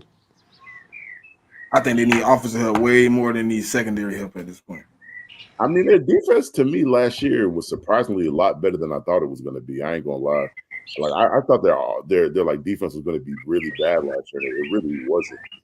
No, it definitely wasn't a bad defense. So I feel like they could wait on the defense to the later rounds, so the second, third round. I just think that they either need a quarterback or do they need someone off the old line. I think it's one of those two positions that they're going to need. And the question you got to ask yourself for the Raiders is, can you wait on the quarterback and try to get a lineman there? Can you wait? Because I mean, I've heard people say that they think Aiden O'Connell might be given a shot. He might, but if I mean, with Penix and Bo being there, you just don't know. But I mean, I can see them going line. I mean, like they could definitely use a tackle, like obviously guard and center they could wait on. I don't think they need to get that. But they do need a tackle though. Could this be Fuaga? It might be Fuaga. Yeah. And he matches Antonio Pierce, like he physical, aggressive, like he got out there and get it done. And I mean, he definitely coached against them because I mean, he was an assistant coach at Arizona State. So yeah. I mean, I just don't think you go wrong with either Fatano or Fuaga. Like they're both really good prospects. So you really can't go wrong, with that either one. So Yeah, I mean, I agree with you, Fuaga. I think Fuaga makes a lot of sense here, and yeah, I think Fatano's gonna go here soon too, though. I already kind of got an idea where I think he's going. All Mm-hmm. right, so Fuaga at 13. Here we go. Pop, time to plead your case, man. Um, I think we go O line here, and I think we go tackle here because our right tackle Ryan Ranchek, his knees are cooked. I don't know if he'll even be able to begin the season. There's question marks about his health going into the season. Um, Left tackle, I don't know if he knows how to play NFL football. I have questions with them. Our O line is very shaky. We lack depth.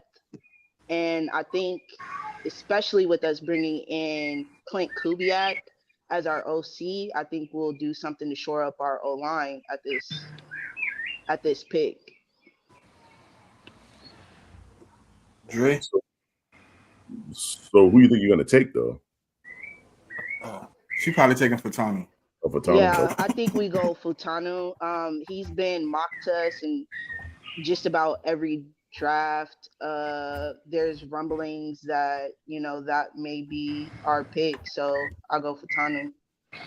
I I think y'all go if y'all are gonna go tackle. I think it'll be Latham because Fatanu. I've seen people, yes, talk about him as a tackle, but I've also seen a lot of people say they think he would be a better guard in the league than a tackle.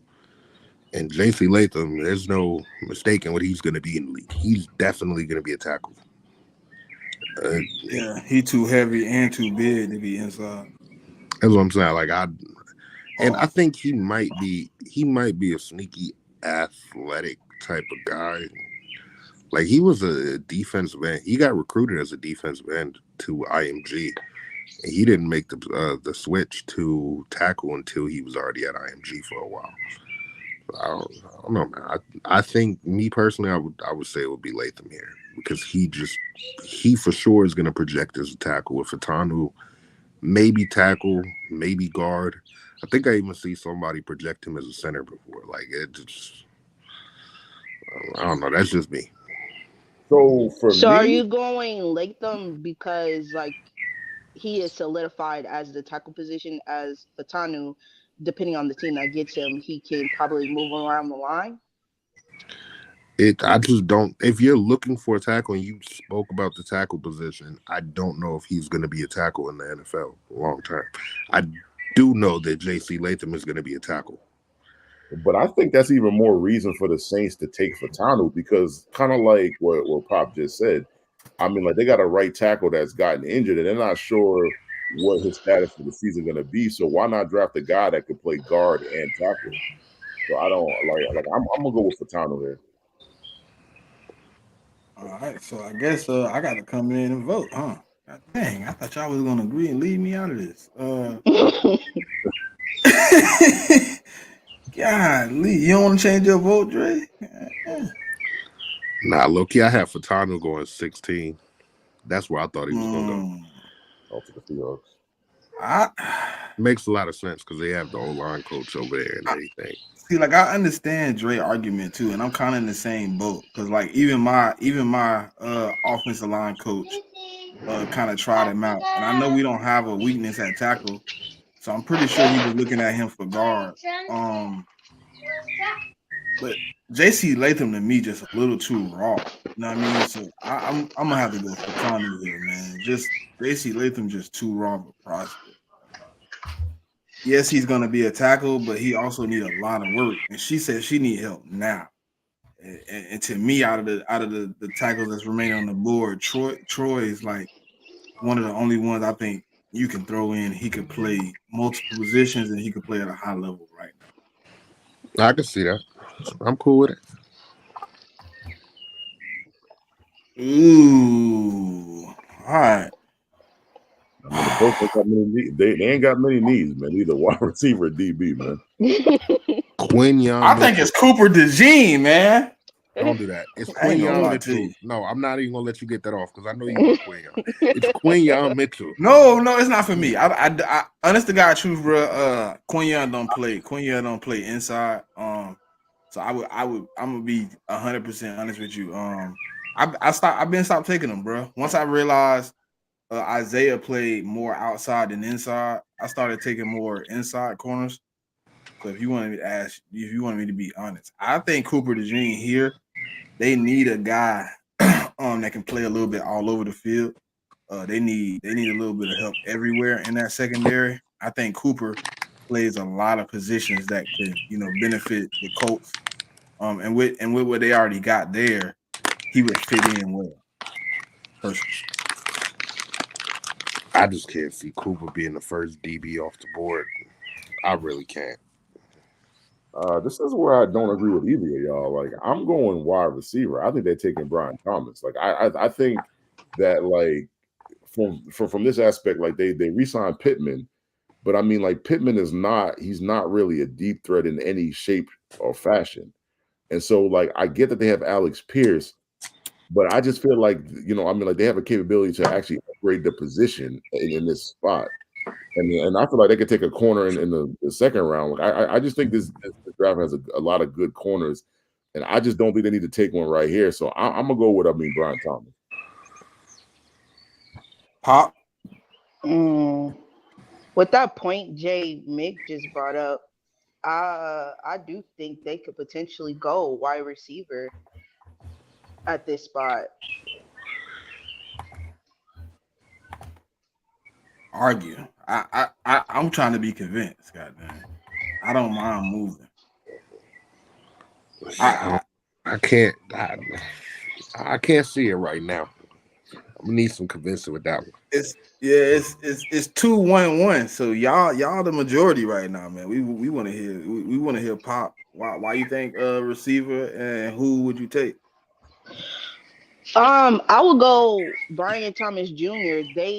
They need that pop from a wide receiver. Like, to me, Pittman is a solid 2, but they need a 1, which they don't currently have on their roster.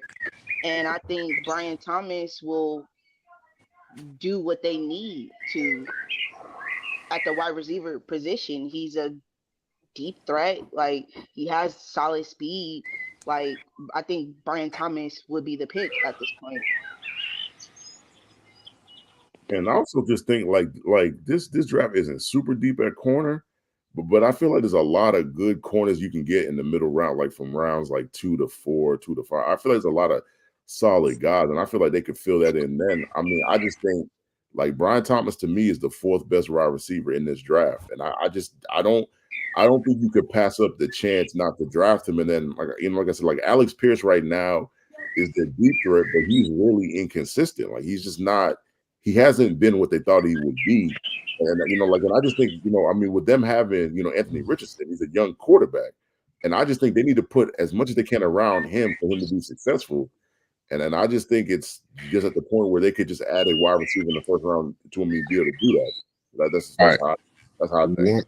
Last thing I'll say on this, the point you just made lost, about being able bro. to hold on, just one they convinced me.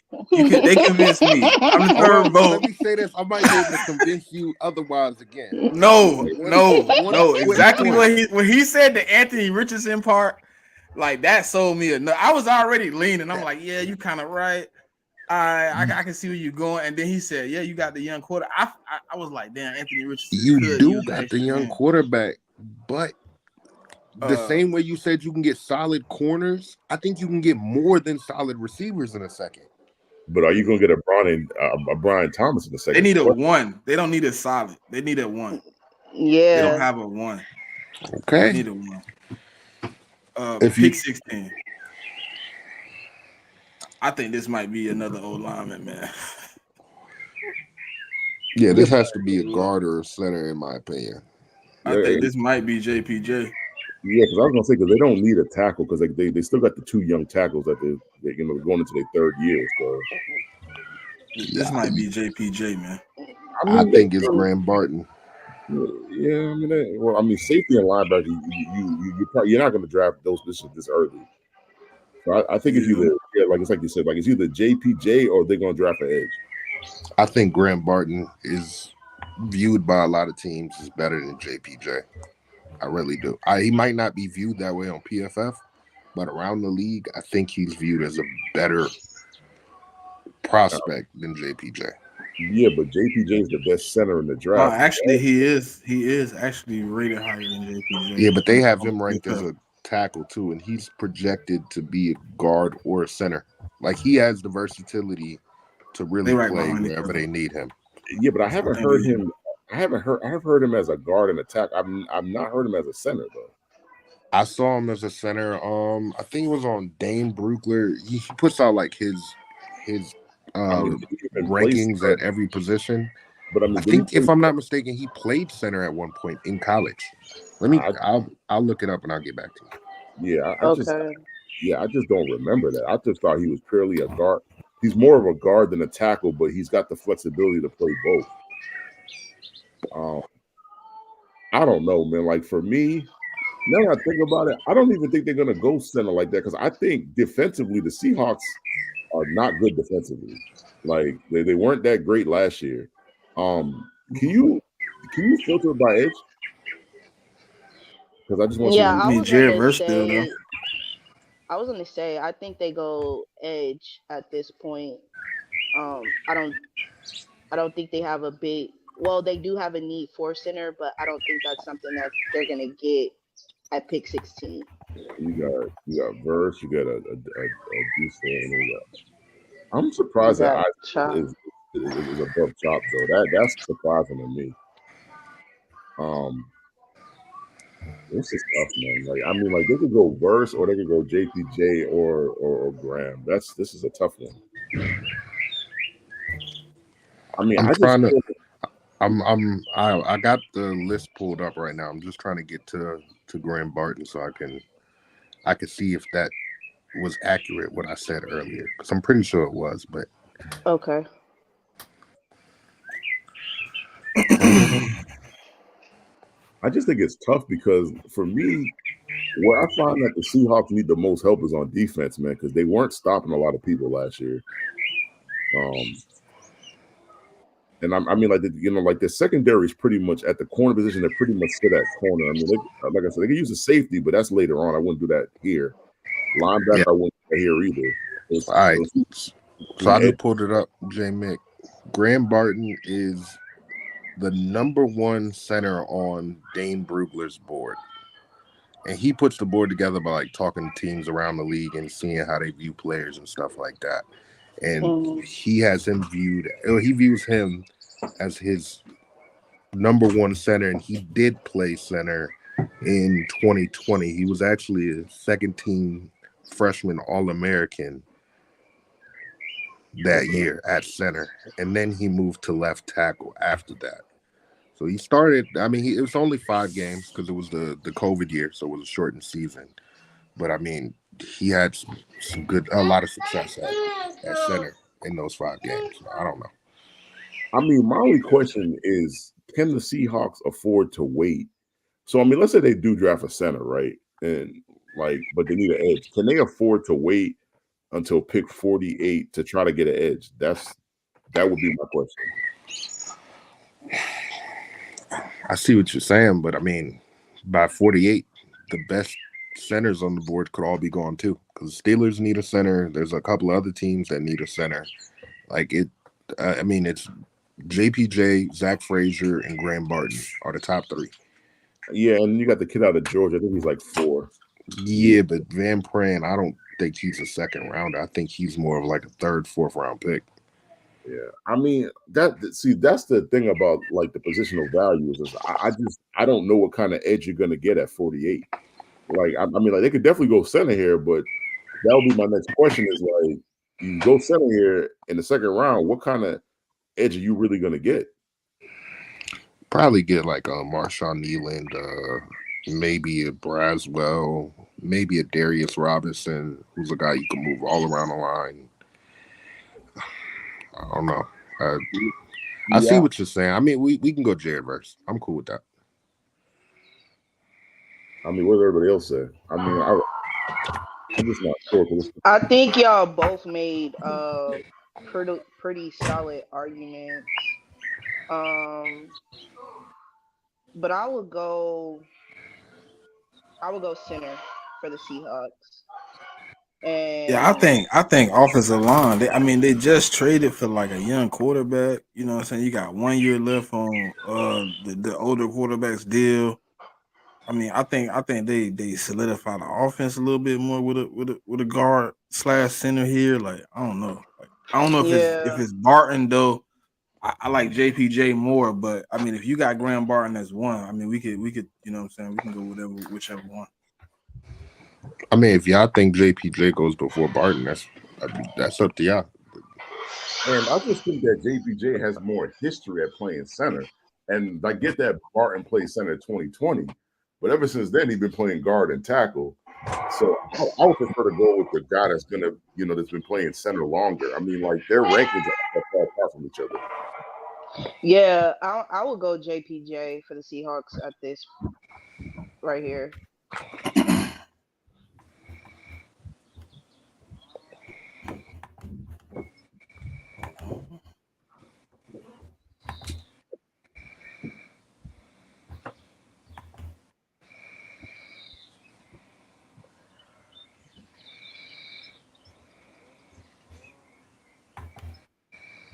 All right, we had the Jags, man. Now this is another tricky one. I, Quayon Mitchell can't keep And falling. then I And I think, feel like they yeah, I was got going to a say, corner. I mean, just from my conversations with Spody and all that, I mean, if Brian Thomas was not to be there at this pick, which he's not, I they got to go corner, man, because they have a definite need at corner. Yeah, I go Quayon because I know it says they have a need at edge too, but they just took Trayvon Walker with the #1 overall pick 2 years ago. And they just signed, Josh Allen too. Oh yeah, they did. So yeah, now I would if it's me, I'm going Quayon Mitchell here, but that's just me.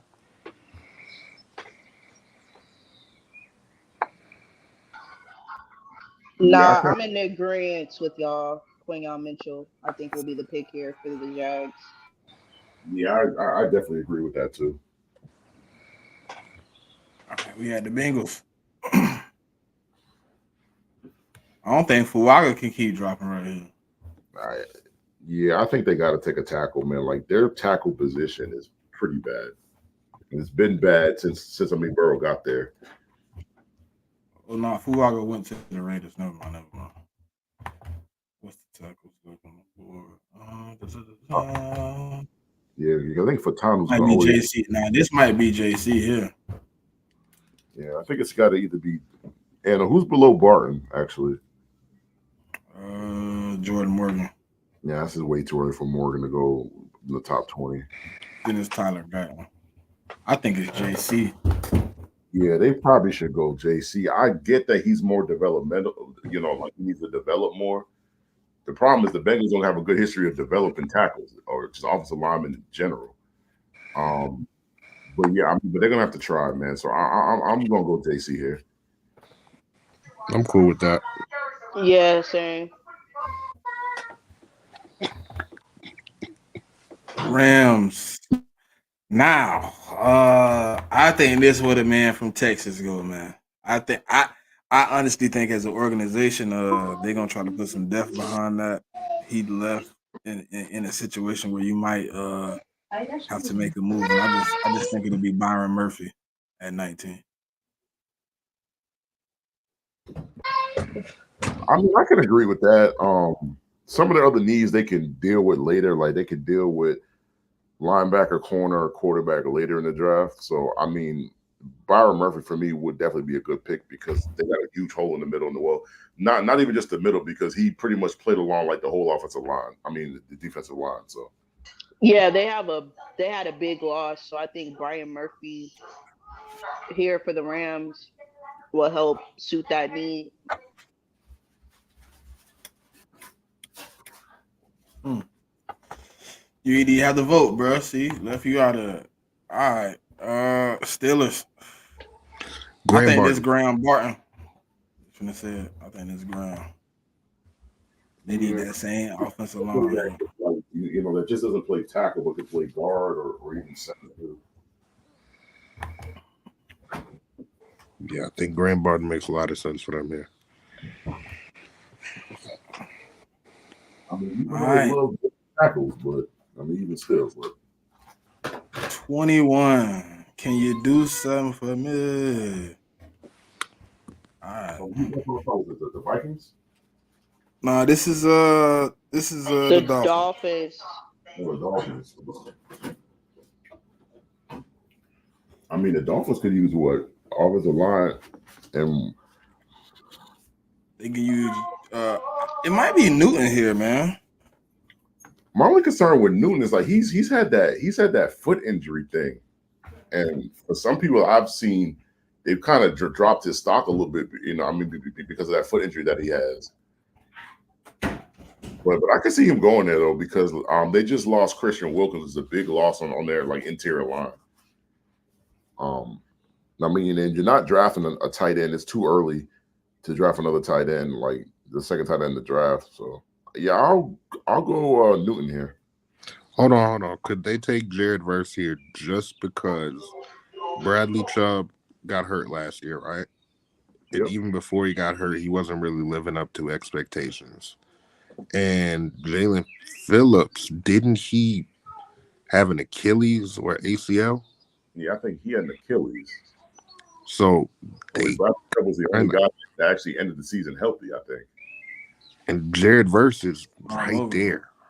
They missing all over the line too. I mean, Anywhere on the D line where they could use help, I think. I think Newton just because isn't.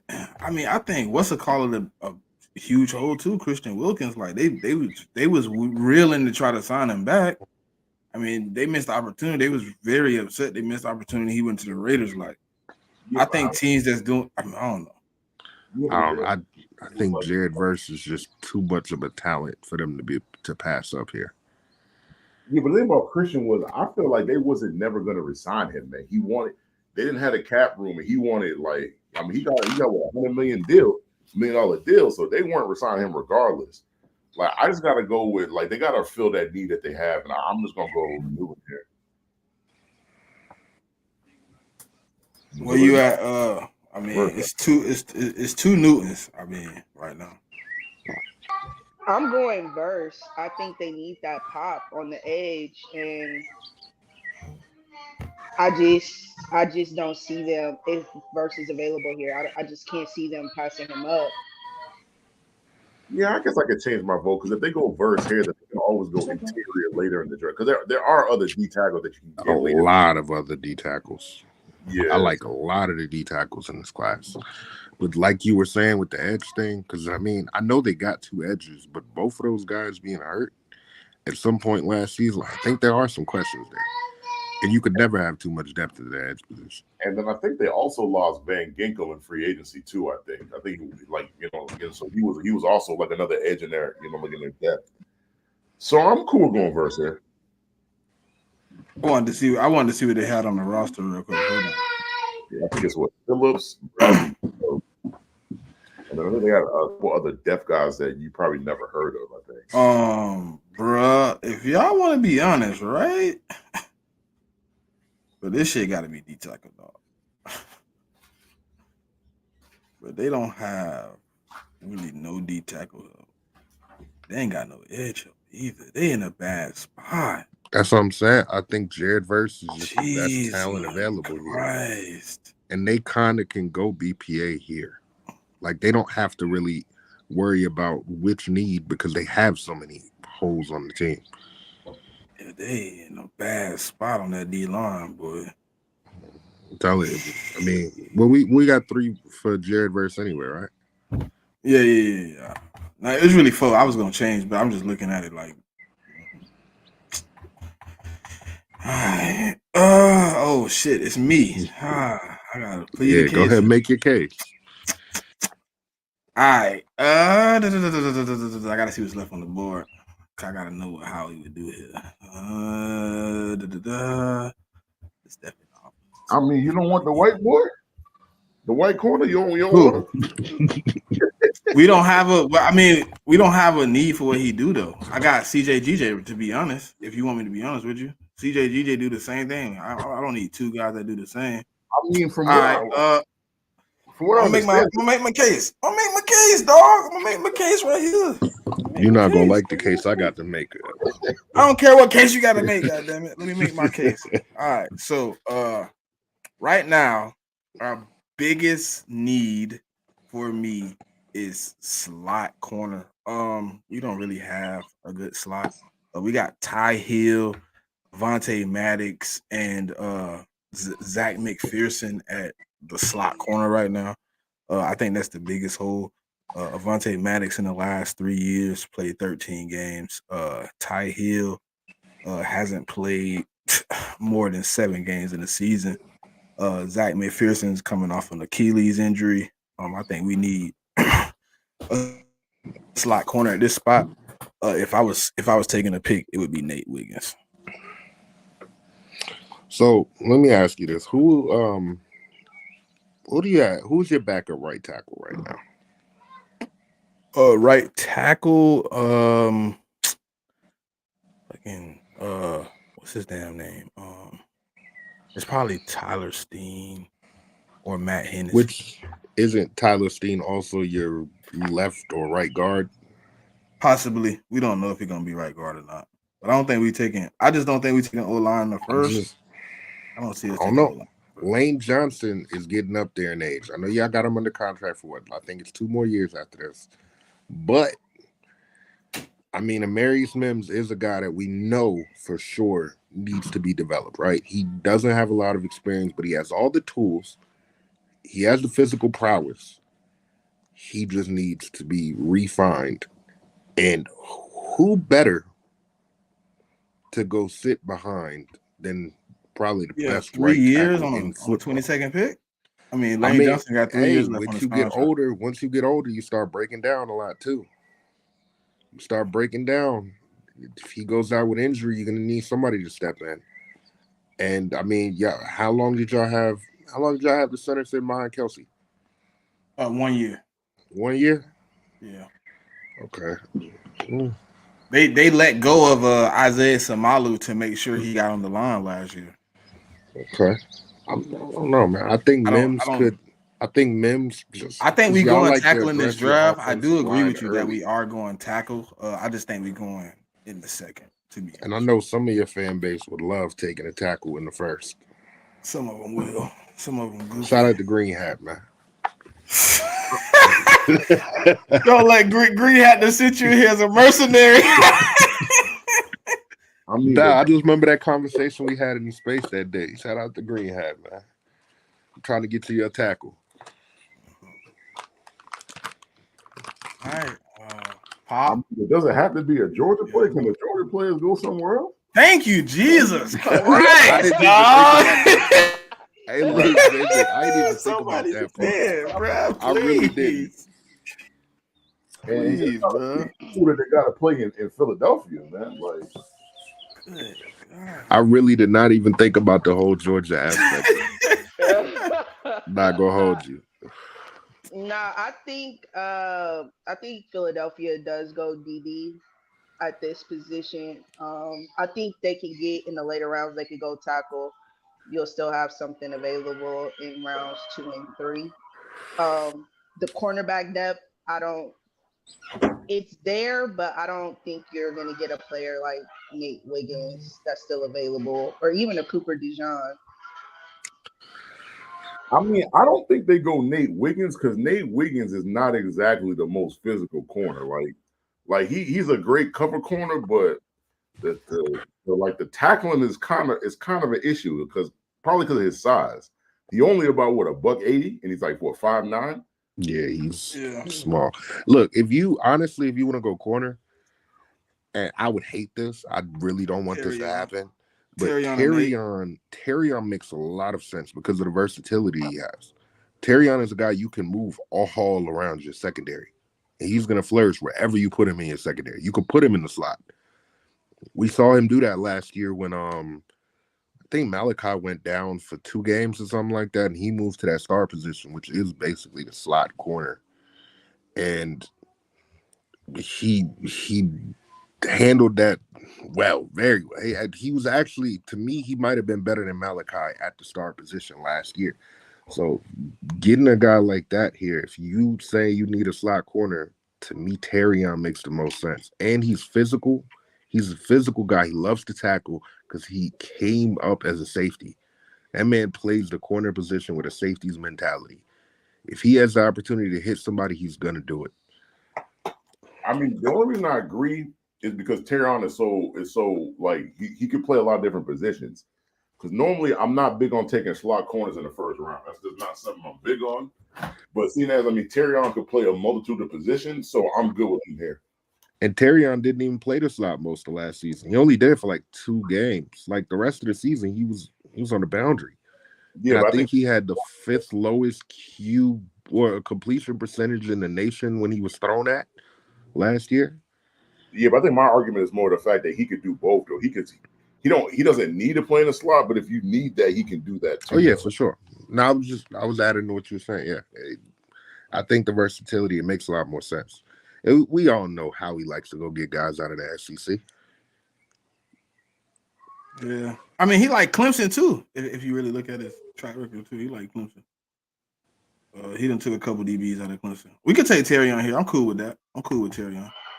All right. Yeah, that's not a bad pick. Chargers back on the board. Help me out. What did they take with 11? Was it Brock? Yeah, it was Brock. Yeah, they took Brock. So they could use they could use a lot of shit actually. That boy Cooper DeJean is still out there. It's either gonna have to be a I tackle mean, Yeah, or a Marius receiver. Mims still out there. but To me, Oh, it's but they, tackle or receiver. I think it tackle might be receiver. tackle for them is tricky because they already got a left tackle anyway. So if they really want to write, then they could wait until the second round. I think they should go I I wide. think it's I'll say Adonai Mitchell. I don't know. Just because of those reports that have came out recently, I don't know if teams really view him the way that it was reported. I view him differently than that.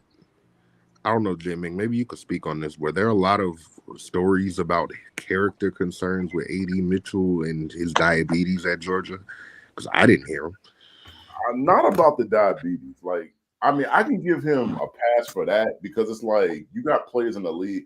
And like, if you know anybody that's diabetic, man, their sugar get low, bro. Like they're gonna be like it's just the irritable. norm. Yeah, that's some normal shit. My thing with him is like it be his concentration drops, man. That's what my thing is with Adani, and he played for it. And so I like even though he transferred, like I don't hate Adani, I never did. Like I got a lot of respect for him. He's a really good wide receiver, but those concentration drops is something that he's gonna have to work on. Um, and I just like with the scheme that they're gonna run, it's like you need a wide receiver that's great at running routes, but you also got to be able to block because they're going to run the ball. And so you got to be able to at least block a little bit. And I think that Donnie can do that. I just think they're gonna need to work with him. Do you think this could be a trade back scenario potentially? Like the Bills try to move up and maybe grab an A.D. Mitchell or something like that? Ooh, I could see the Bills moving up Because they could be that scared piece. of the Cowboys or Green Bay. I know Green Bay has receivers over there, but they could still take one. And the Cowboys damn sure could take a receiver because, I mean, outside of CD, what do they really have? I know the Brandon Cooks is still over there, but Brandon Cooks is like 32. I mean, we could do a trade up scenario, but the question is, what are the Bills going to give up? I don't know. If for just this situation, I would just do 28 and 23 and let the GMs figure it out. But I could see the Bills trying to move up and take A.D. Mitchell. I don't know what they would have to give up in general, though. I mean, we could definitely try that. With PFF is tricky anyway, because if you're the team, like we think that the team is going to try to trade up, but PFF is looking at it from the standpoint of us trying to trade back. Yeah. So like the trades are kind of weird. Well, we actually have to. They're gonna veto it anyways. Yeah, you'd have to force it. So I mean, what are we giving them? Like a second, like a first and a second? I don't know. I I'm don't know just what giving else they 28 would and get. 60, and I'm just leave it at that, and we'll figure that out from there. Everybody cool with the trade? I mean, just the Yeah. scenario of the Bills trading up here at this moment. Yeah, not necessarily draft capital, but just them moving up to 23 and taking like a 80 Mitchell here. Yeah, I agree. Yeah, I think it's at some point. I actually forgot about the Bills and trading up. They're definitely going to trade up at some point. Yeah, I forgot about it too, and that's why when I was thinking about 80 Mitchell, I'm like, okay, well, you got the Cowboys coming up. We definitely want AD Mitchell here. I ain't gonna Yeah, even argue that. All right. and Bills on the board. Cowboys Because on the I think board. everybody was kind of on that receiver train anyways for that pick. I think the Bills would trade up at that point. All right. So the Cowboys need a lot. Cooper I don't want DeJean. They actually, to be honest, they fan base actually like him a lot because they need slot corner help. I They mean, don't have a I feel slot like corner with. I mean, nothing wrong with Cooper, man. Like he's a good corner. They actually like him. They actually want him It would at either be 24 if he's there. Cooper DeJean or Amarius Mims, in my opinion. I just don't think they could afford to draft Mims because I think with Mims there's going to be some amount of like development that you're going to have to do with him. I can agree with that. So my only thing with them is like don't they have? So I mean they have two corners already, don't they? They got Stephon Gilmore is gone, so they got Bland is Diggs. going back They got outside. Yeah, but they got Bland Diggs. is going outside. Yes, they sent him back outside. I mean, That's what Blank. everybody in their fan base is telling me. Bland is going back outside, and they looking for nickel help. Well, yeah, Cooper. I mean, Cooper or Nate Wiggins. I mean, it's up to y'all. I would say Cooper probably. I'm gonna go Cooper. Yeah. I'm gonna go Cooper. Yeah, I'm in agreement. Cooper it is. Ooh, now this is another tricky one. Another tricky one. You think they take Newton? Maybe. I do think they take Newton. Cause like I would have went Mills, but like how J Mick just said, like he needs some type of development. And He definitely does. I think they don't gotta like how you said you think he needs the opportunity to sit. Yeah, I would think it'd be Newton Hill, man. If I had to pick somebody, I think it'd be Newton. I think they need some D line help. I don't think they necessarily need edge. I think they need somebody that could play in that middle. I would go Newton. I mean, but do they need interior? Because I mean, don't they have? I mean, what's his name on that team? What was his name? What's that guy's name? Honestly, I just went off of what it says at the top, and it has defensive interior as one of their needs. Okay. I mean, let's go with Newton there. Because I was trying to think too who they got over there. Because I'm pretty sure there is somebody over there, but if you're saying they need defensive interior, I mean, like they're like D tackle. I just can't remember his name, but I think it's Samoan, though, isn't it? What the hell is his name? Let me see I if see I can look it up real quick. Alexander. No, nah, it's not Alexander. Kenny Clark is there. No, it's not him either. Kingsley. I don't know how to say his that's name. probably who you're talking about, Kingsley. No. So what I'm talking about is a guy that's actually on the team already. DeAndre Johnson. Yeah, now he's naming guys on the team. They got a guy named Aaron Mosby, Kingsley, right? No, it's not him either. Kenneth. He's like a nose tackle though. Are you talking about Keyshawn Banks? Nah, I mean the dude I'm talking about is like a Samoan dude. TJ Slayton, Preston Smith. Hold on. Lucas Van Ness. No, I'm naming every D lineman on the Kobe Wooden, Devontae Wyatt. I named every one on. I mean, maybe he's not on the team no more, but I thought they had an interior D lineman that was one of the. That might be why they need help. Maybe the guy you thinking about went somewhere else. Hold on, let me check. Because I could have swore that he was on their team last year. I mean, but what else would be the pick here? Either you would have to. They don't need a center, right? I'm pretty sure they do. It looked like they No. need D tackle help from what I'm Yeah. looking at on the roster. They got a lot of edges, but not a lot of D tackle. Yeah, so Yeah. most tackle is a Vita Vea. That's what I'm talking about. Oh, you talking about Vita Vea? Yeah, That's the yeah, Bucks. yeah. I mean, we. Oh. See, I thought we was on the Bucks pick. Oh, No, we're we're Green on Bay. Green We're Bay. on Green Bay. Sorry, my bad. Yeah, you go Newton there. Yeah. Yeah, all right. I think I know who Green Bay taking too. I really thought that's what we was at. Because I was like Samoan on the Packers. I was confused. And I think- my bad. Did Zach Frazier? Nah, I don't know if 3 Mm-mm. centers go in the first round. That's kind of crazy. And that can't go in the first round though. Kool-Aid, maybe? It could be Kool-Aid. Didn't they lose one of their corners to what the Lions, right? They That's a traded corner him. and a safety, didn't they? Yeah, they traded him. I think Kool-Aid could be a good addition for them. I mean, they need corner help. I think Kool-Aid helped his stock. He ran with a 440 with a Jones fracture in his foot. I think it was Jones fracture, but he was hurt at his pro day and still ran great and tested pretty well. So I think teams are a lot higher on them than they were, because one of the things about him was they said he was slow. And the 4.40 with some kind of fracture in your foot, to me, that doesn't say slow at all. So I don't know. I mean, but I view the Bucks as more of a physical defense anyway. So I think their corner would have to kind of meet that identity too. So I mean, that's actually one of the reasons I like Terrion more than him, because I think he's a little too physical sometimes and doesn't get his head around enough like Kool-Aid. I think Kool-Aid has all the talent in the world, but he does need to work on some of those technique things. But he likes to be physical. He likes to press. He's real grabby too. That's what worries me about him, is that he does like to grab a lot. He doesn't get his head around enough. In my opinion, grabbing a lot too, and it's working out fine for him. So yeah, but he gets his head around a lot of the time. Kool-Aid doesn't really get his head around and look for the ball. That was one thing that kind of frustrated me at times last year with him.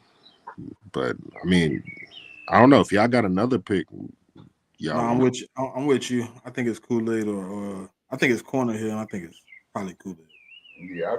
Yeah, I agree.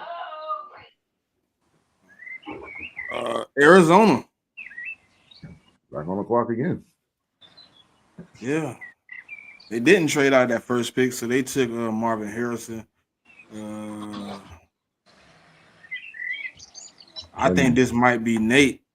Yeah, I think they should go corner because they, in the second round, like they're high up in the second. So, if they're gonna be able to get something else there. And I'm with a Nate Wiggins here. We could do that.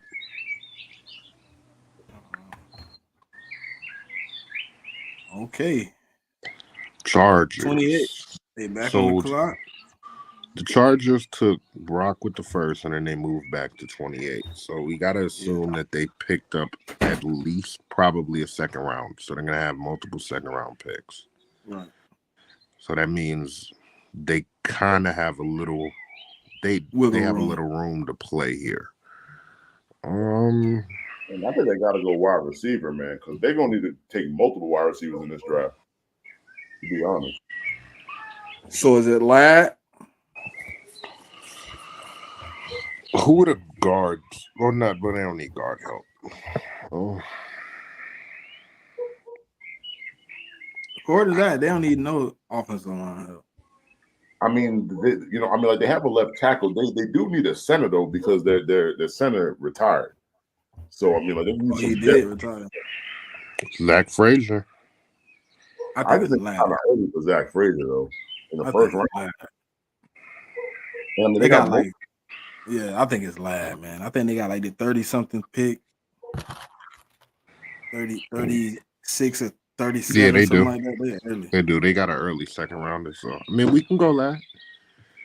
I think it's Ladd. Everybody agree? Yeah. Detroit. This where it kind of get a little tricky for me.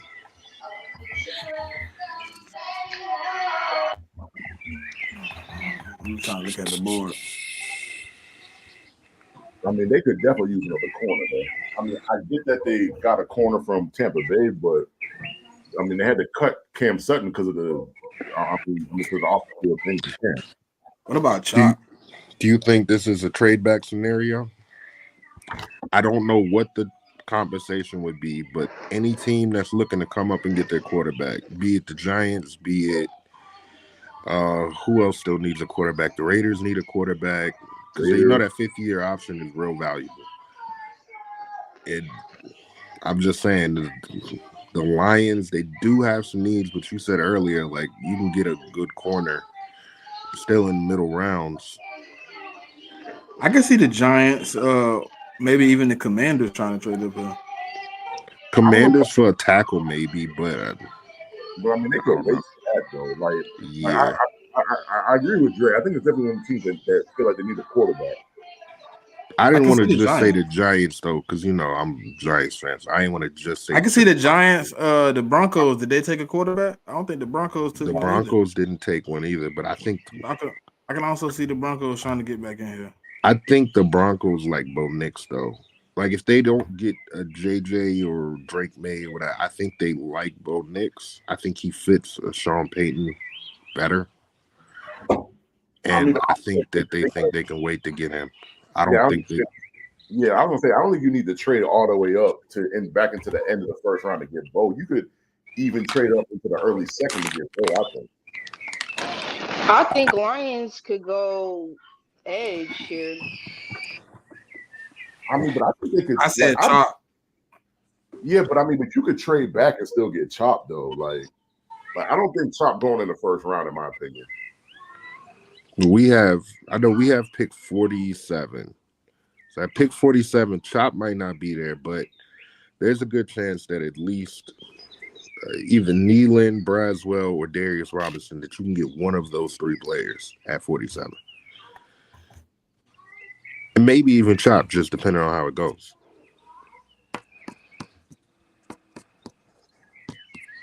And you're probably going to get, it's not going to, obviously it's going to cost more than just a second round pick. So you're going to be able to pick up a couple of pieces, fill in some depth on your roster. They already had a pretty good roster last year. I mean, they got far last year. They have a quarterback. They have the quarterback of the future potentially already sitting behind him. They're too deep at running back. There is a question at receiver. We got to see what J-Mo's going to do this year. But they got the tight end. They got their wide receiver one. They have one of the best offense lines in football. But they don't really need much help on offense. And on defense, yes, they do need some help, but I don't necessarily think they have to address that at 29. They could, but I think they could also trade back. They need somebody else on the other side of what's it called, don't they? On Hutchinson? Yeah, but I'm saying I don't know if you necessarily have to draft that guy at 29. You can, but I don't know if you have to get him there. I think you can get him in the second round.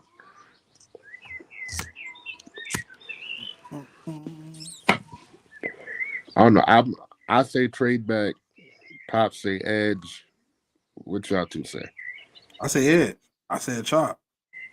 You say edge. What do you say, J Mick?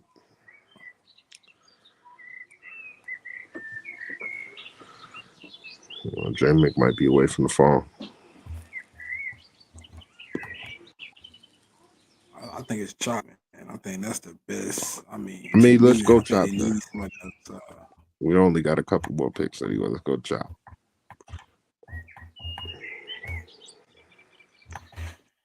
All right, so Ravens. Wide receiver? I think the Ravens are gonna go receiver. Yeah. I think they got to go tackle. Like they traded their tackle to the Jets. Like, if you don't go tackle here, I don't know what kind of tackle you're gonna get at the end of the second round. I can see that too. And I also think that the Ravens are actually good. You know, they're really good with, like developing tackles. So I think they would be okay taking Mims here. But what you just said about them being good at developing tackles, wouldn't that lend itself to them taking a tackle in the second or third round because Yeah, they're but I confident in just being able to don't. develop? Yeah, but the issue is I don't. The problem at tackles, like you got about a good 8 to 9, right? And then after the 8 to 9 tackles, it kind of get kind of dicey. And you're looking at guys that are really, really like developmental guys that you talking like 2 to 3 years just to develop. And I don't think Mims is that much of a developmental guy where you're going to need a few years. And I mean, like, and so if I'm a Ravens fan, I wouldn't want to wait to the end of the second round to when we take a tackle because I'm just not sure what you're going to get because you got teams like the Commanders, the Patriots, and then you got other teams that need tackles that are going to take those before the Ravens come up. So I just think they're better served to take Mims here. That's just my opinion. Huh? And oh, I forgot other things. Like you got the 49ers that's right behind them that they also need a tackle. So That's true. Mims. Whatever. hey, Yeah, can you I ask me think something that. about that? Yeah, I think they definitely shore up the offensive line right here. Um, so I could see Mims going to the Ravens. They can definitely still get a solid wide receiver in round 2. So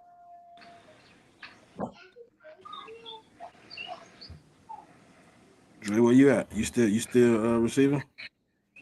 I mean, if y'all want to go tackle, we can go tackle.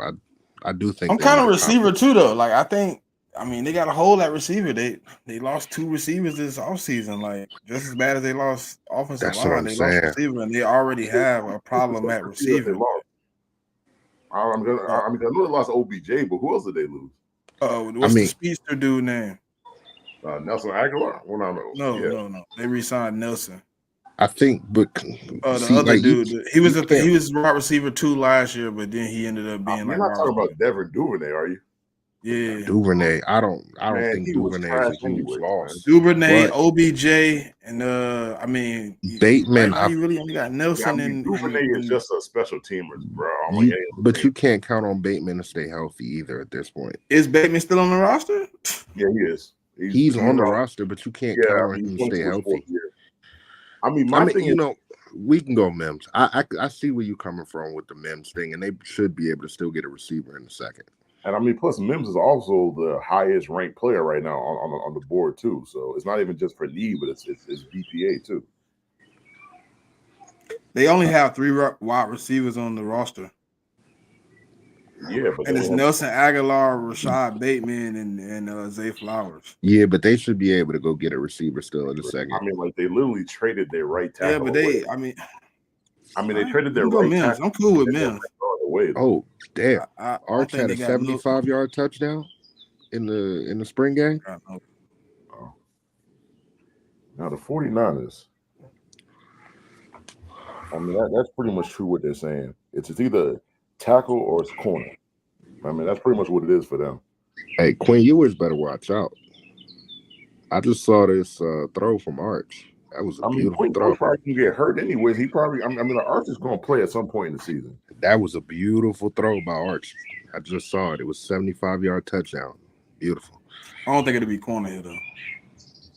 Nah, let's just go Mims. Oh no, we already took Mims. My fault. Yeah, We on the yeah, next pick. either tackle or the corner. It's to me. I mean, but they could Gotta use be. I both. think it's Though, offensive honestly. line. I mean, like they could. I mean, like their corner position ain't that strong either, though.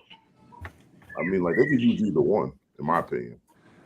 You don't think that they would be a candidate to take an interior offense lineman too? Because I don't know, maybe they had somebody behind them, but they had John Feliciano last year, and he played well for them, but he's getting up there in age too. Yeah, but do you really want to take a guard in the first round? No, that's not like an elite level guard, though. That's my thing. Because I mean, at this point, you're taking a tackle that's not elite either in the first round. I mean, Jordan Morgan and Tyler Guyton aren't bad tackles, though. They're really They're not not. bad, but I don't know. Maybe they should take a corner because I mean, like they do have a need at corner too, and then there are corners that are higher ranked. Or I mean, they could go BPA too though. Just because I I mean, they think did make Jordan Morgan is the BPA. Jordan Morgan is BPA. really because isn't he the 37th ranked player? Yeah, Yeah, he is. he's a BPA according to what's it called? This. See, look, 30. Mike census. Yeah, Center Yeah, but, still. yeah, but I Center think it's still. filtered though. Like I'm just talking about if you unfiltered by everything. Like who's the BPA Troy right now? Franklin is BPA, but they're not taking Troy Franklin. No, I'm not taking Troy. They're not taking it's Zach Peyton Frazier, Wilson. and then it's Mike, and then it's Jordan. Yeah, it has to be one of those three.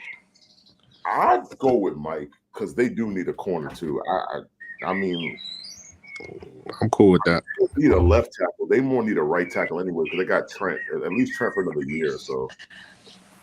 Yeah, I'm cool with that. We can take Mike. Yeah, yeah, I don't mind. So Last one got to be wide receiver, bro.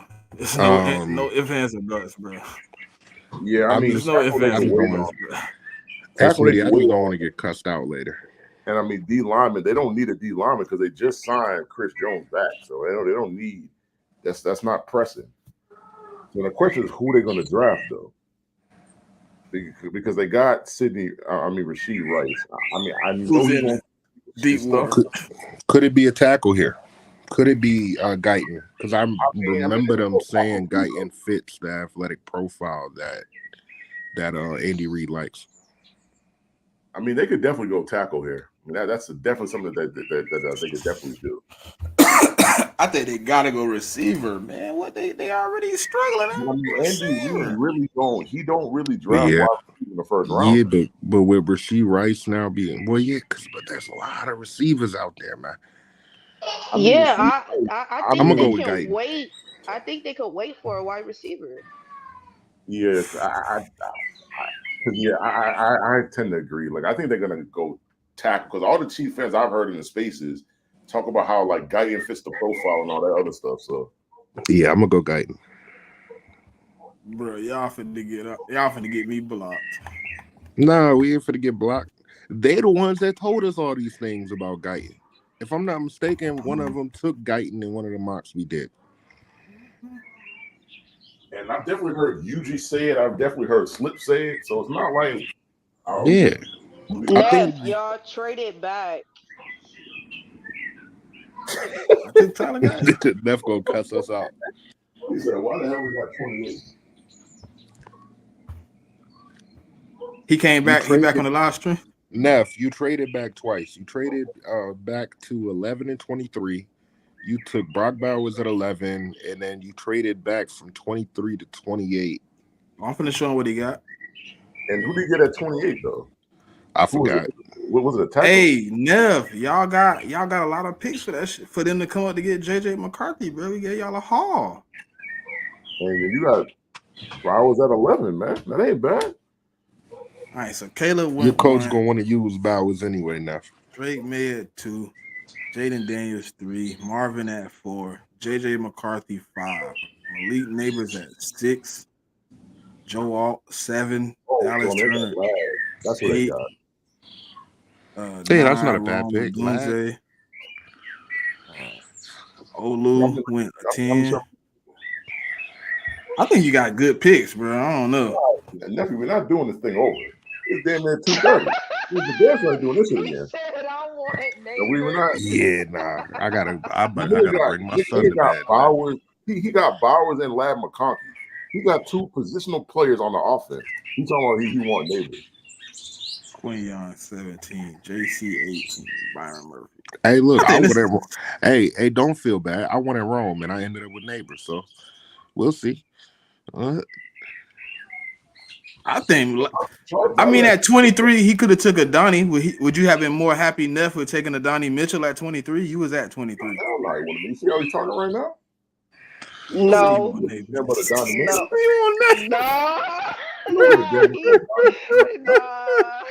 He said, "Do this shit over, man. I gotta bring my son to bed. I'm not doing nothing over." I'm gonna go to the gym. I ain't doing anything. His next message.